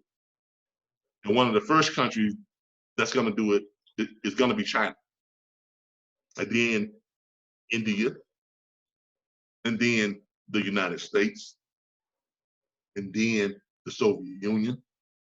A lot of the third world countries, they've already started doing it because they're, you know, I mean, Brazil's economy collapsed. They've started to incorporate cryptocurrency to help rebuild their economy. The Brazilian economists are off the face of the planet. You know, a lot of those countries like that, they're already, they have no choice but to resort to this type of currency. And the same thing is starting to happen here, and it's going to happen around the world. Trucking companies are going to go automated. That is going to happen. That's not a fantasy anymore. You know? This little mountain that back over to the left, Mm-hmm. that is called facing Yeah. in the markets. It's called facing Yeah. back over here. Yeah. Yeah. But you know what I'm talking about. Yes. You know, this is just the nature of the market. And what you really want is you want dips like this to occur. So this is where you can buy in. Mm-hmm. And then you ride the wave. And you keep, this is where you buy in, and then this is where you keep pumping money into it. Buy low. Exactly. You ride the wave. Mm-hmm. You know, here's another peak. Buy in here. Ride the wave. You know. But you definitely want to catch the wave before it gets back here. Because that's called like a break point. When you get here, when it gets back here, it ain't gonna stop there. Because the market never stops to a point of where it was once before. It always surpasses that point and continues to rise. But you don't want to wait till it gets here, because then your $100 is not buying as much of a piece of the pie here as it would buy a piece of the pie here or even here. Now, I know this is not what you all expected, but like I told you, I'm not here just to teach you all how to book freight. I'm not here just to teach you how to find loads and how to find freight. I'm here to teach you how to become logistics entrepreneurs. This platform is about showing you how to make money in the industry. And this is one of the ways, things that you got to talk about. You got to talk about what's going on in the financial market. You got to talk about how that's going to affect trucking industry, which it is going to adversely affect the trucking industry, the automation. And when automation hits, anything that has to do with things being automated or digital is going to affect the whole scheme of things.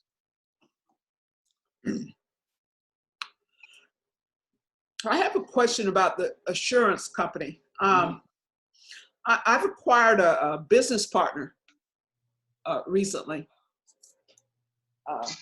who's sharing in the expenses and bringing a lot of corporate tips to the table. Former corporate executive, and she was considering getting her insurance license. I'm trying to figure out how might I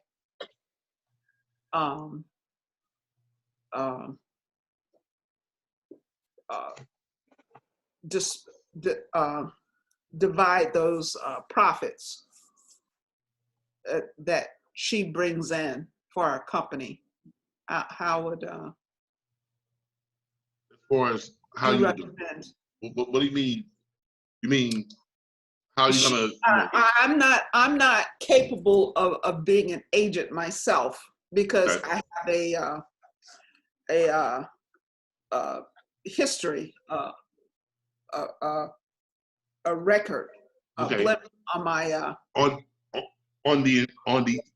on my criminal. Yeah, on the insurance So side, you're not able to get into the. I can't be a agent in this where I am. Yeah, in the insurance side. Right. Yeah, I understand that.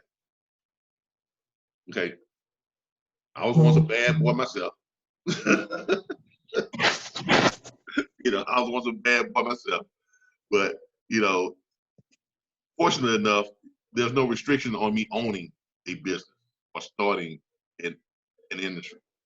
You can start an industry. I don't have to, be an agent myself because I'm not. I'm the owner of the, of the company. So I can, I can put my money where I want to put it. As far as the assurance side of it, we don't know just yet what the SEC they're the ruling body on any corporation. Mhm. We don't know what type of restrictions, requirements, mandates that they're going to put upon us. We don't know that. As of right now, we don't have them because we're simply a financial product. Now, that's probably going to change once we start making some serious money. Okay, once we have 70, $80 million in circulation, and we're pumping a whole bunch of money into IRAs, money market accounts, things like that to help grow our money conservatively, and especially when we start diversifying into cryptocurrency, okay, into digital currency. We're gonna raise some eyebrows. We're gonna raise some eyebrows because we're gonna be doing a lot of forward thinking type of money management. Okay, a lot of 22nd century type stuff. So we're gonna catch the attention of a lot of people, and when that happens, you're always gonna have government and oversight that is going to try and stifle your growth. They did it with Bill Gates. They did it with Mark Zuckerberg. When Bill Gates started up with Microsoft, and he was putting out all this stuff, and the government sued him. Y'all remember that? Yeah. So they sued him. They made him break up his company because they said that he was forming a what? Monopoly on the industry. Okay, making too much money too fast. Okay, so when that happens, yeah, you can look to the SEC, the Securities Exchange Commission, and different organizations that they're gonna, and government agencies, they're gonna step in and they're gonna send us an official letter that says we need to appear to some inquisition or whatever it is, some fact finding committee, and I can expect I'll be sitting somewhere up in Washington, sitting in front of a bunch of congressmen and explaining what this is and how we were able to generate so much money and how we were able to start an industry under the nose of everybody else. Yeah, I already know that. I fully expect that. I'm fully prepared for that. Okay, so when that happens, that's why I want to have the right people in place that can guide us through that. And so that's why my corporate staff is made up of the way it is. That's why my advisors, people like my uncle and other people who know way more about this type of stuff on that end of it than I do. Mm-hmm. That's why they're there. That's why they're in place. Okay, because we fully expect these things to happen. But it's gonna be fun though. It's gonna be a ride. We're gonna make a lot of people wealthy, whether you want to be wealthy or not. Like I said, if I gotta drag some of you all into being wealthy, then so be it. If you don't want it, get off the train. But as long as you're on the train, I'm gonna drag you to it. Okay, because I believe in my heart, especially after reviewing the things that have happened in the recent past and things that are happening now, and seeing how things are trending, and seeing what things are, are coming about. Every piece of experience I have, everything that I've done tells me that this is where we're headed in the trucking industry and in the financial market. Now,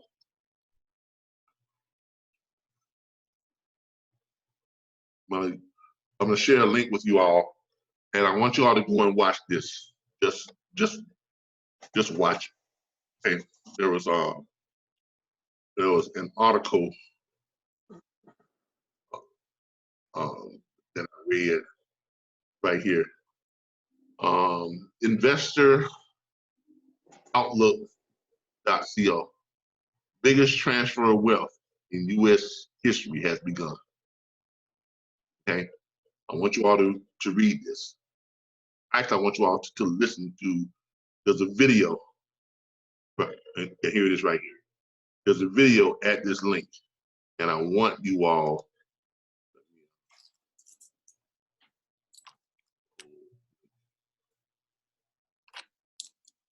I want you all to watch this. It's about 45 to an hour long, but I'm gonna shoot. It's gonna open your eyes to a lot of things, and it's going to, you're gonna see what's going on.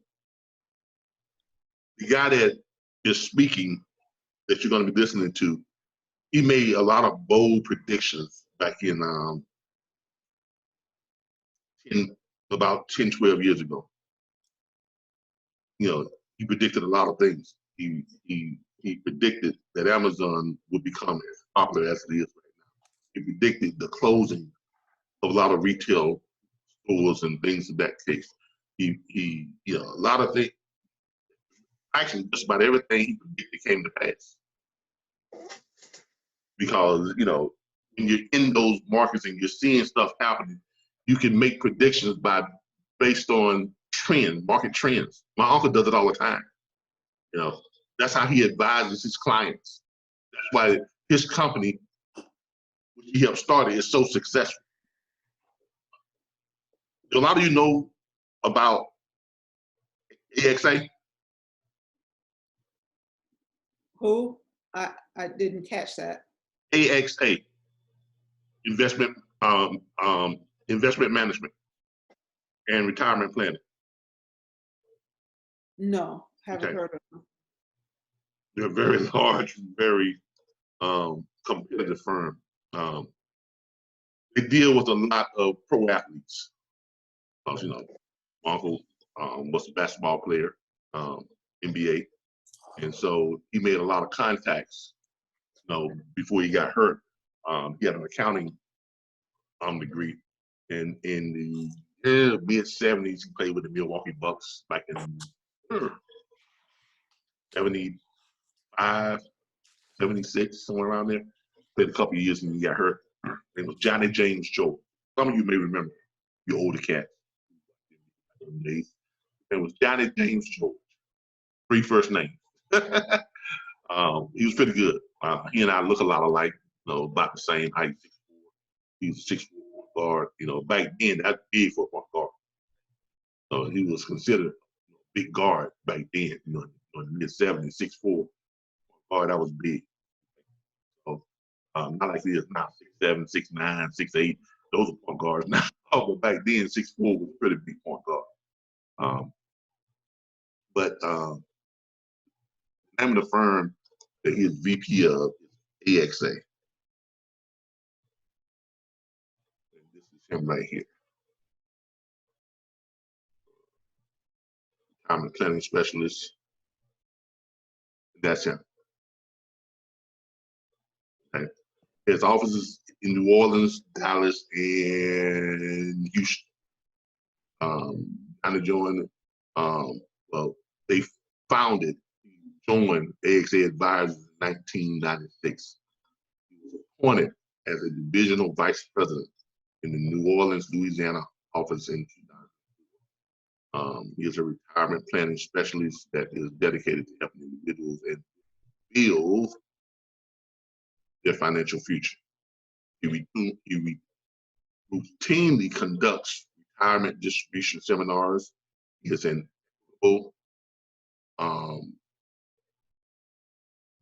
what's that? Credentialed financial planner, executive benefits specialist, advanced estate planner, foreign underwriter, member of the Equitable Advisors Executive Producers Group, and a certified public accountant. Born in Quincy, Florida, my hometown. He earned a BA degree in accounting at Dillard University. Well, I went to the in 1977. I transferred from Clemson University to Dillard University in 1987. He completed a certified public accountant's examination in 1982 and currently holds the following FINRA Securities Registration Series 24, 65, 63, 7, and 6. Those of you who know anything about that, that's a lot of series. It's a lot of studying, a lot of things you got to know about financial markets. Okay, but that's who he is. This is my advice. Okay, he's been my financial advisor. He's helped me through a lot of bad times, and this is the guy I go to when I want to confirm things in my predictions. And I had a very, very, very long talk today, and after that talk is what convinced me that I need to bring this to you all and that you all know what's going on. Okay. This is my mom's brother. He was guy I used to try and emulate a lot when I was younger and footsteps. So he's had a big influence on my life and my way of thinking, you know, a positive way of thinking. He was always about thinking positive, about growth, about personal growth, and financial growth. Yeah. But anyway, that's that. And yes, we do look a lot alike. But I promise you, that's not me. I don't have a double life. That's not me. But he is my advisor. When I tell you all, you know, that these are the predictions that I've made and these are the things that come up with, I don't take this lightly. I don't even like the fact that, you know, the predictions and the conclusions that I've come up with. I don't like the fact that I come up with those conclusions, but that just is what it is. It's not personal. You know, if you are a company driver, start preparing yourself. Okay? It's better you know and have a heads up than to be caught with your pants down. Okay, so and here again, like I say, this is my assessment of where the industry is going and where the financial markets are going. All the operators out there, you guys will be just fine. Okay, there are going to be more of you, and there's going to be a huge pool of qualified drivers that you all can hire within your firm. So the independent owner operators, you guys will be just fine. But as far as the company driver market, that side of the industry, it's going to be a big shakeup. A lot of people are going to be left out on the, you know, left out in the wind. Now, I imagine that Facebook is probably going crazy right about now. Those that are watching are saying, you know, some naysayers are saying that guy's crazy. Some people are probably saying, you know, hey, you guys right on the money. But you know, it is what it is. You know, I'm not here to, you know, make people happy or make them sad. I'm just here to tell you, you know, what I have deduced and from my expertise and from what I know about the industry and what I know about financial markets. This is what I believe is the way it's going. All right. Do we have any questions before we kind of wrap this up? I know we didn't do a whole lot of training, but I didn't want to come in here tonight and do a whole lot of training. I wanted to give you all some things to think about, give you all some things to ponder. I also want you all to sit back and think to yourselves, okay, what is this going to create? What type of opportunities is this new shift going to create? And where can I fit in as far as solving certain problems that it's going to cause? What expertise do I have? What connections do I have? What people are out that I can team up with to come up with solutions? And as you all know, if you are creating solutions to a problem, that is a good way to make yourself wealthy. Right? Everybody agree with that? Do Bitcoin have an app that you use? I don't know. They probably do, but you don't really need one if you got Robinhood. And there's other platforms other than Robinhood you can get Bitcoin through. Okay. Like she said, the young lady, you have what now? I have E-Trade. E-Trade. You can do E-Trade. I like Robinhood because it's like investing for dummies. You know what I mean? It's very simple, very straightforward. You know, when you want to transfer money, you just go in, you transfer as little as $10 to it. You know, so it's great for people who don't have a whole lot of liquid cash, who don't have a lot of, you know, disposable funds, disposable money.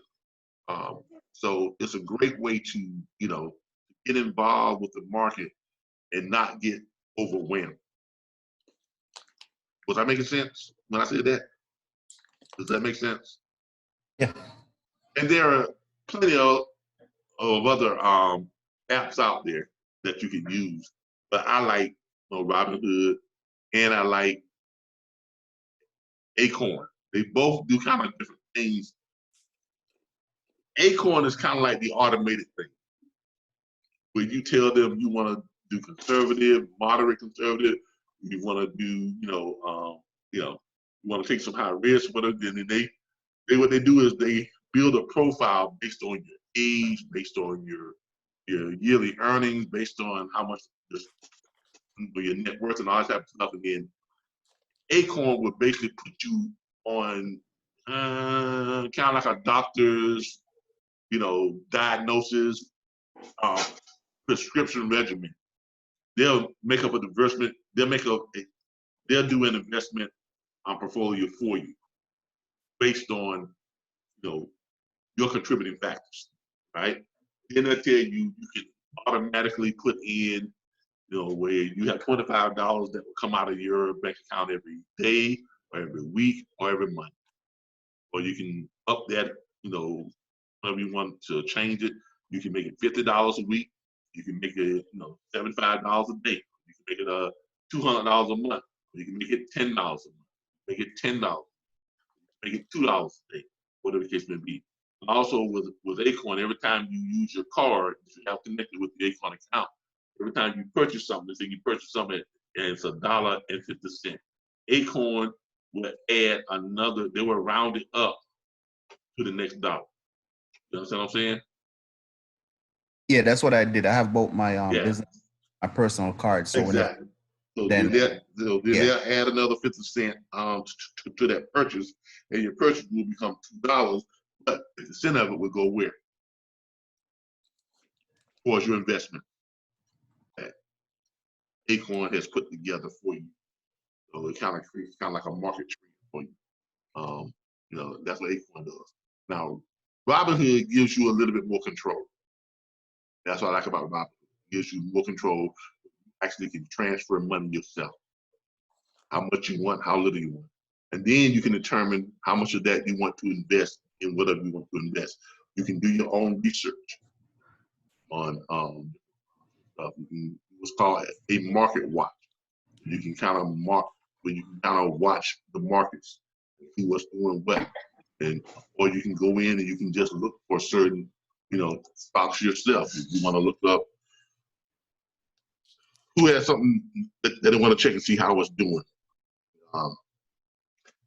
Hey, am I looking at the right price? Bitcoin at over $7,000? Yeah. Wow. Really? Yeah. Hey, you might want to Google Coinbase, like Coin Coinbase. They have a lot of different other coins. Yeah, there's a whole lot of stuff. Like my portfolio has currently like 4 or 5 different cryptocurrencies right now. Right. There's many of them. Yep. Say Coinbase. They're called altcoins. Is that what they call alt? The website is Coinbase. Right, but your smaller currencies, like some of your smaller coins are called altcoins, ALT coins. Yeah. Your bigger, alt. your bigger cryptocurrencies like Bitcoin and Yeah, Ethereum Bitcoin and all that. yeah, you're talking about altcoin. Right.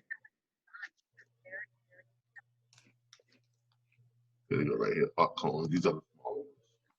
So it may not be a good idea. May not be a good idea to get into Bitcoin right now because at $7,000, that's a lot. No, it's not. It's, okay. No, I mean it's not. One coin for $7,000. You gotta look at, hold up. You gotta look at how one coin does though. It's not one coin. Okay? They call it coin, but it's not a coin. It is not a coin. Okay. Bitcoin, that's just the name of it. It's called coin, but just to give it a nice jazzy name. But it's not a coin. It's made up of statues. The statues are put in at increments of 0.00000001. So you're buying, you can buy, you don't have to buy an entire statue of a coin. You can buy 0.00000001% of that whole statue or one coin. Oh, okay. All You right. understand what I'm saying? So like here, where I have, like I purposely went in and bought just 99, I put in $99.58. That's what I bought. That's what I put in. See right there? $99.58. I did this yesterday. All right. Now, I did this to show you all that you don't have to buy an entire coin. Because my quality of coins that I bought was $99.58. I bought 0.0129346% of a statue of a Bitcoin, one Bitcoin. That's the percentage that amount right there bought me of one Bitcoin. And right now, that percentage is worth $100.57. So it has gone up a little bit from what I bought it for.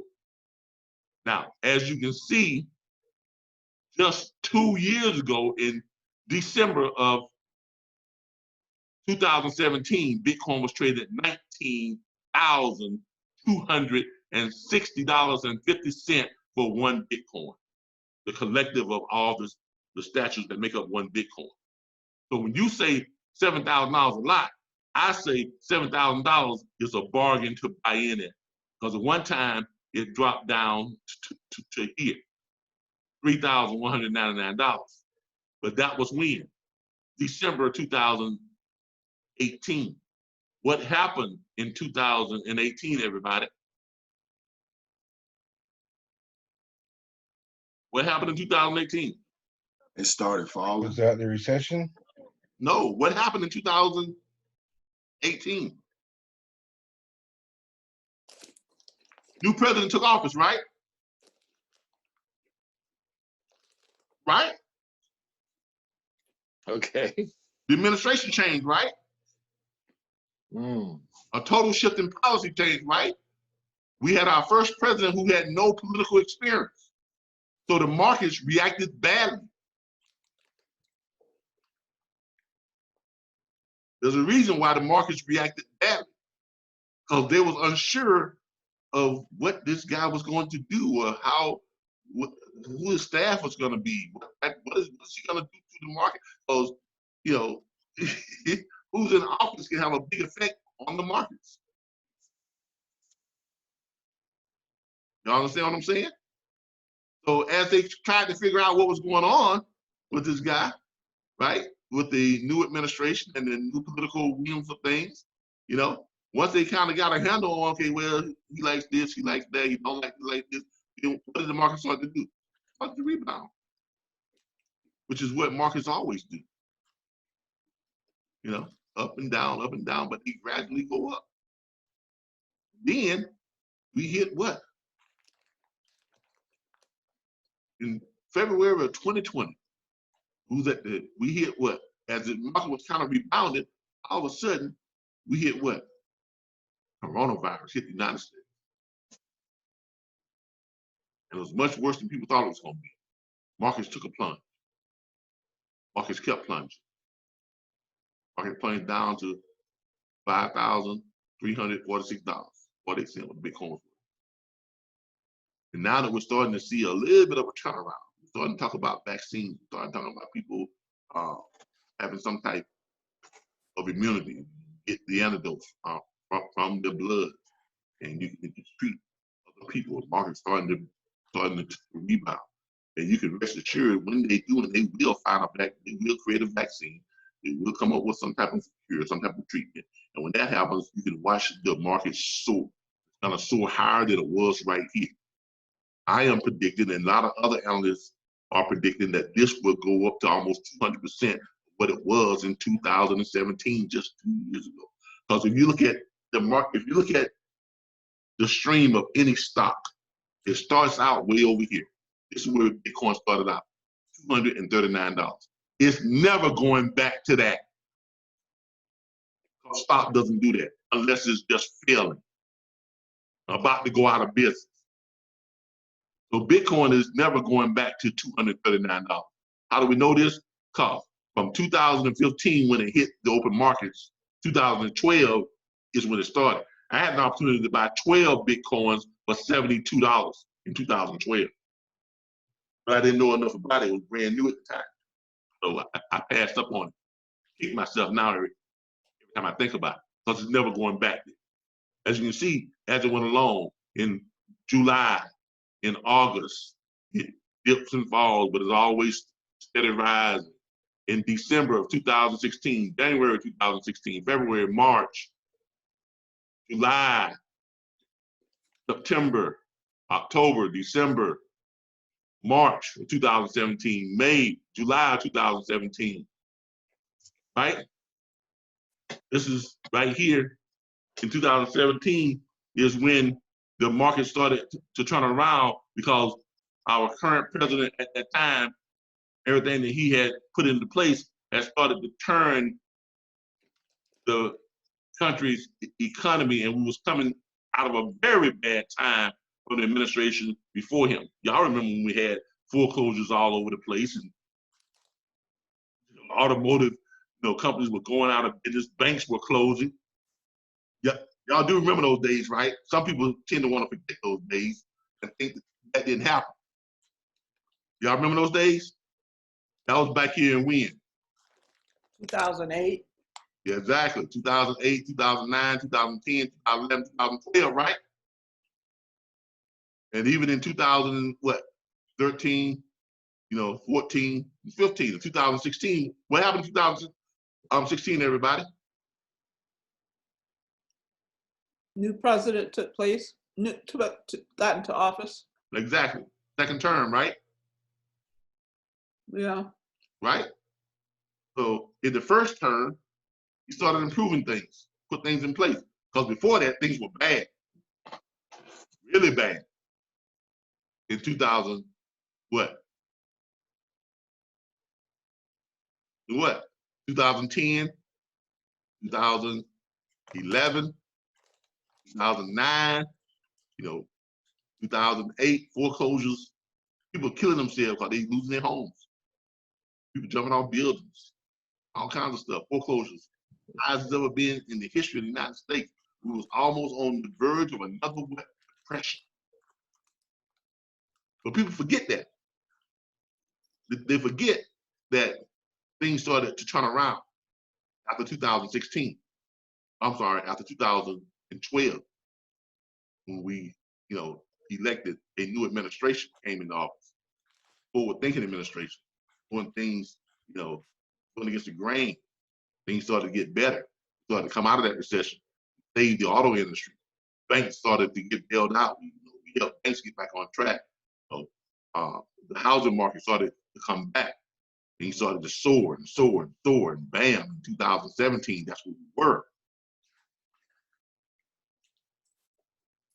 So when you say 7,000 $600 some odd dollars is high. No, that's where you need to be getting in on. You should have got in right here, but that's gone. That's past. You should have got in right here. That's gone. That's past. I should have got in way back before that right there. That's gone. That's past. Never to return there again. But I have a second opportunity. You have a second opportunity. Why? Because now it's here and not here and not here and not here. You see what I'm saying? Because now your $100 can buy you at least that percentage of it. Because when it was here, your $100 couldn't even touch, anywhere near that percentage of it. But now your $100 you can buy into it now, and as you ride the wave, you can put, $100 every month, $10 every week, whatever you throw away, you waste on stuff, candy, cigarettes, liquor, gambling, lottery tickets, whatever you're throwing away, you can put it on something like this, and you can be sure, you can just as sure as the sun gonna come up, you can be sure that this is gonna rise. Because it is gonna get back here.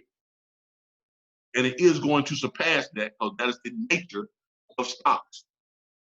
In the history of the stock market, it started out here, it has never returned back to where it started. It's always steadily gone, get this. The dip, up, but it gradually is going up all the time. All the time.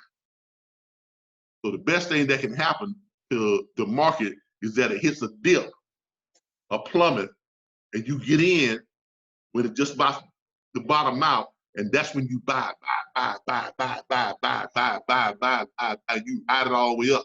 So because if you're doing major buying here, by the time it gets here, you may be have gotten to the point to where you have put enough in to have at least 2, 3, or maybe even 4 Bitcoins. Complete whole statues, not just a percentage of the coin like you're doing now, but you buy a percentage, a little piece every time to build it up to the point where a year from now, you got yourself 1 Bitcoin. The next year, you got yourself 2 Bitcoins. The next year, you got yourself 3, and then maybe 4.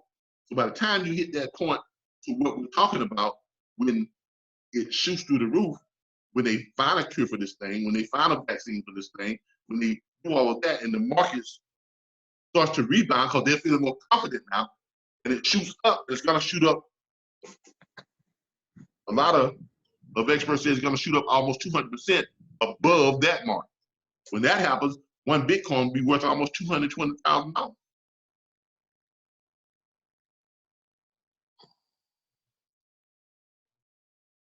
Because if you've invested enough to get yourself at least 4 over a period of time, that makes you a millionaire. If you got 2, you're $500,000 better than you were before. If you got 1, you're $250,000 better than you were before. Even if it only goes back to that right there, you're $18,000 better than you were before.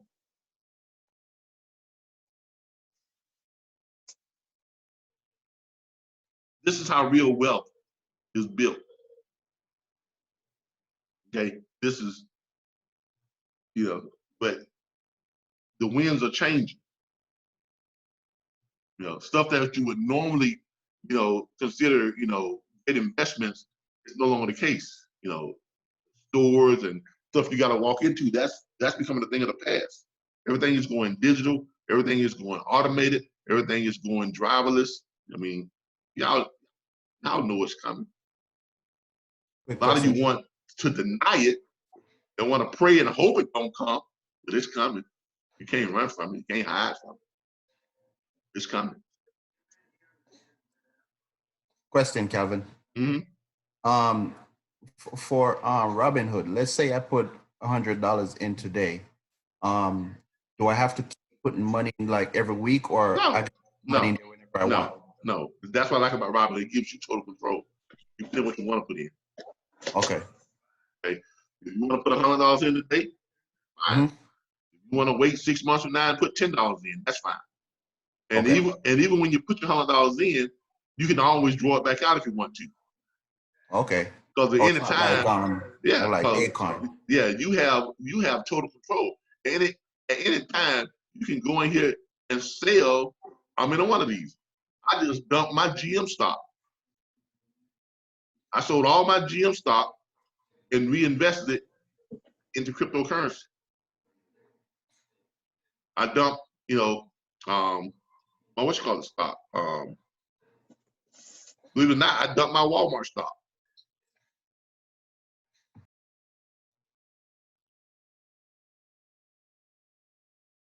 And I'm gonna put it into Amazon. I cash it out, put it back in my bank. And I'm gonna reinvest that back into, I'm gonna reinvest that in Amazon, because what is Amazon trading at now?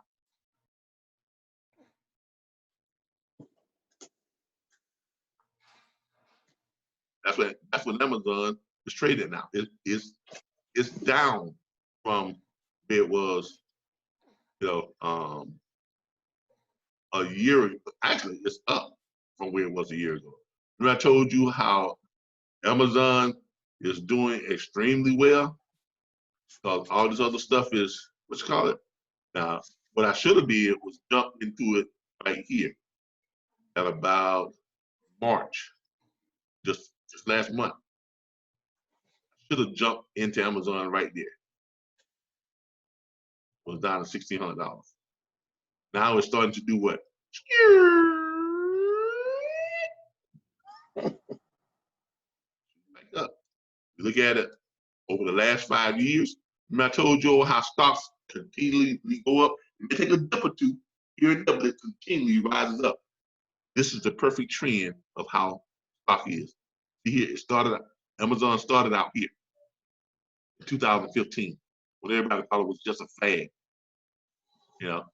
Walmart wasn't worried about them. Sears wasn't worried about them. JCPenney wasn't worried about them. Kmart wasn't worried about them. All those, with the exception of Walmart, they're out of business now. So Amazon ran them out. Toys R Us wasn't worried about them. Ran them out. Best Buy wasn't worried about them. They sold 200 stores last year. They closed 200 stores last year. They're going to close about 150 more next year. Why? Because Amazon is running them all out of business.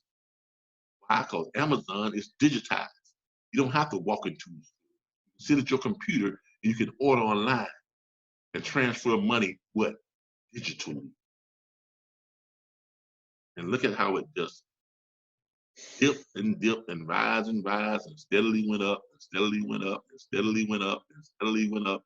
Took a dip or two here, steadily went up. Took another dip or two here during the coronavirus thing, but then it bounced back and steadily went up, and took a dip here and bounced back and steadily went up. But you notice what it always does? It always goes up higher than it was before. That's the nature of stock. That's the nature of investment. And you can take the stock market as a whole, and it resembles something like this.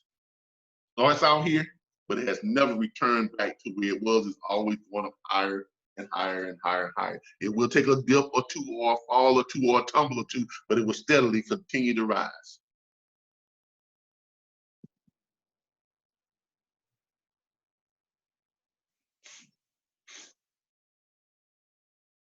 Okay. Now, am I a trader professionally? No. Okay. I'm just letting y'all know that. I'm not a professional trader. No, I'm an amateur, just like most people are. But I take the advice of people who are professionals. My uncle happens to be one of the best professionals in the industry. So yes, I have the advantage of having, someone I can go to as an advisor, and they advise me. Okay. But no, I'm not a trader. No, I'm not a stockbroker. No, I'm not anything like that. I'm just somebody who started out homeless and somehow or another found my way into becoming a millionaire. Now you can take that for what it's worth. But at least that tells you I've made some good decisions over the last 10 years.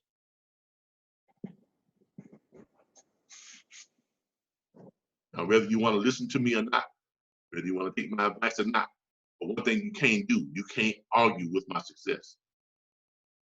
You can't argue that. You can't argue with where I came from.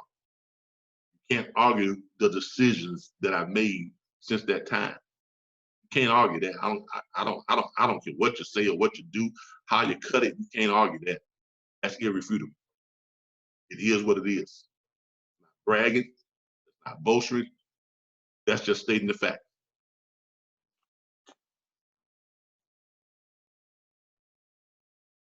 People who didn't listen to me when I was homeless, some of them are still homeless. I see them every time I go to the store sometimes. But if they had taken my advice back then, they wouldn't be where they are right now. People who was in this platform, a couple of years ago, they didn't take my advice and they didn't stick it out. It could be where Darren's at right now, but they didn't. A lot of them are calling me every day. How can I get back in the platform? How can I get back started?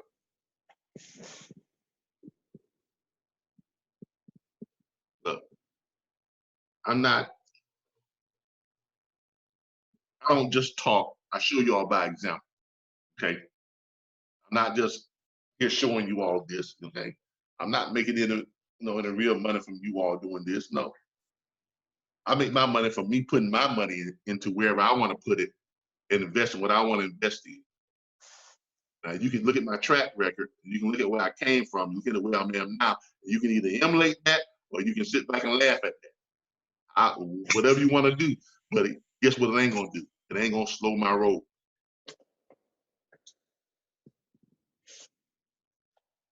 That's what it's not gonna do. And if you are going to be a part of the assurance industry that we created, if you're gonna be a part of that, I'm gonna drag you kicking and screaming if I have to into being wealthy. You can bet that.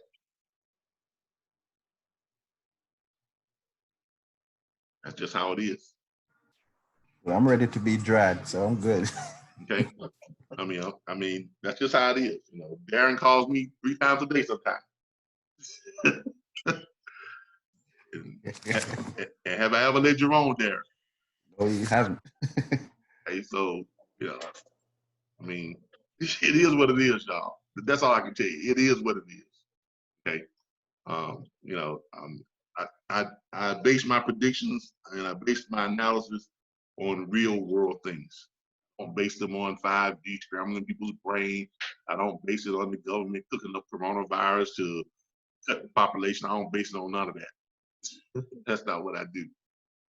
I look at real hard numbers. And y'all know me. I love numbers. Why do I love numbers? Because you cannot make them lie. You just can't. Okay? I love numbers. They're the most honest things you will ever come across in this universe. It won't lie to you. You can't make it lie to you. You can't make 2 + 2 be 1. You can't. Okay, how hard you try. It's always going to be 4. You can't make numbers lie. All right? And that's what I base my thing. That's what I base the decisions and the predictions that I make, especially when it comes to trying to see what the market trend is doing, to see what a certain industry is doing. I look at things that have happened and things that's been put into place, and I always question, why did they do that? You have to ask yourself that.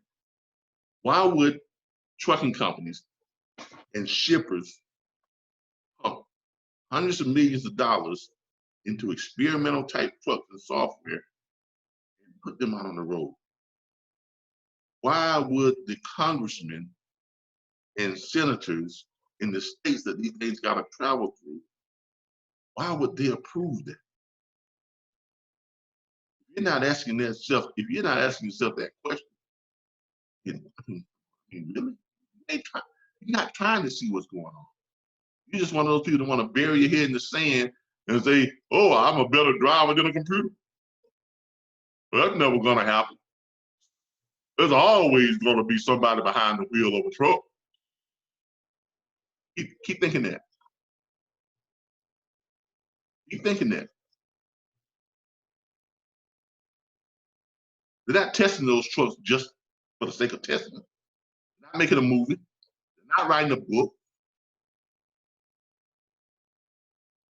They're changing an industry. So while you got your head stuck in the sand and you're trying to boast your own ego, if you're a company driver, you're about to be out of work.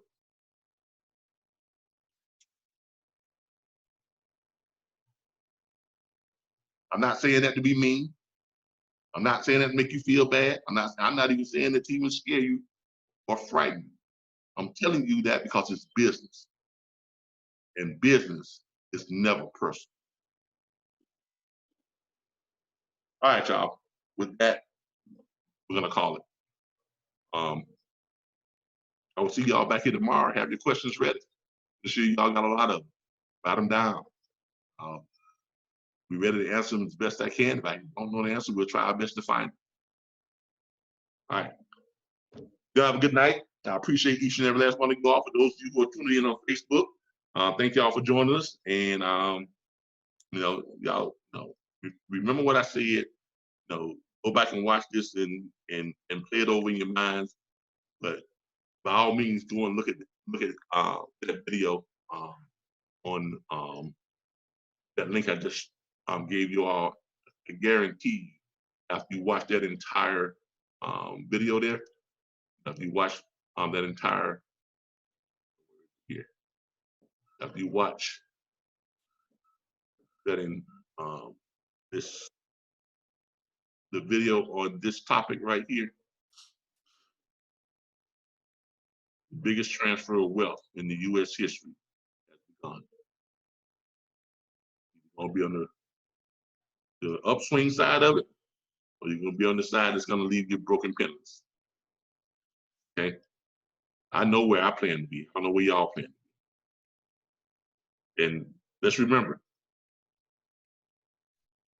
whether y'all do the things I just told y'all to do or not, it ain't gonna make me no more money. It ain't gonna make me no less money. Because I'm gonna do it off of myself.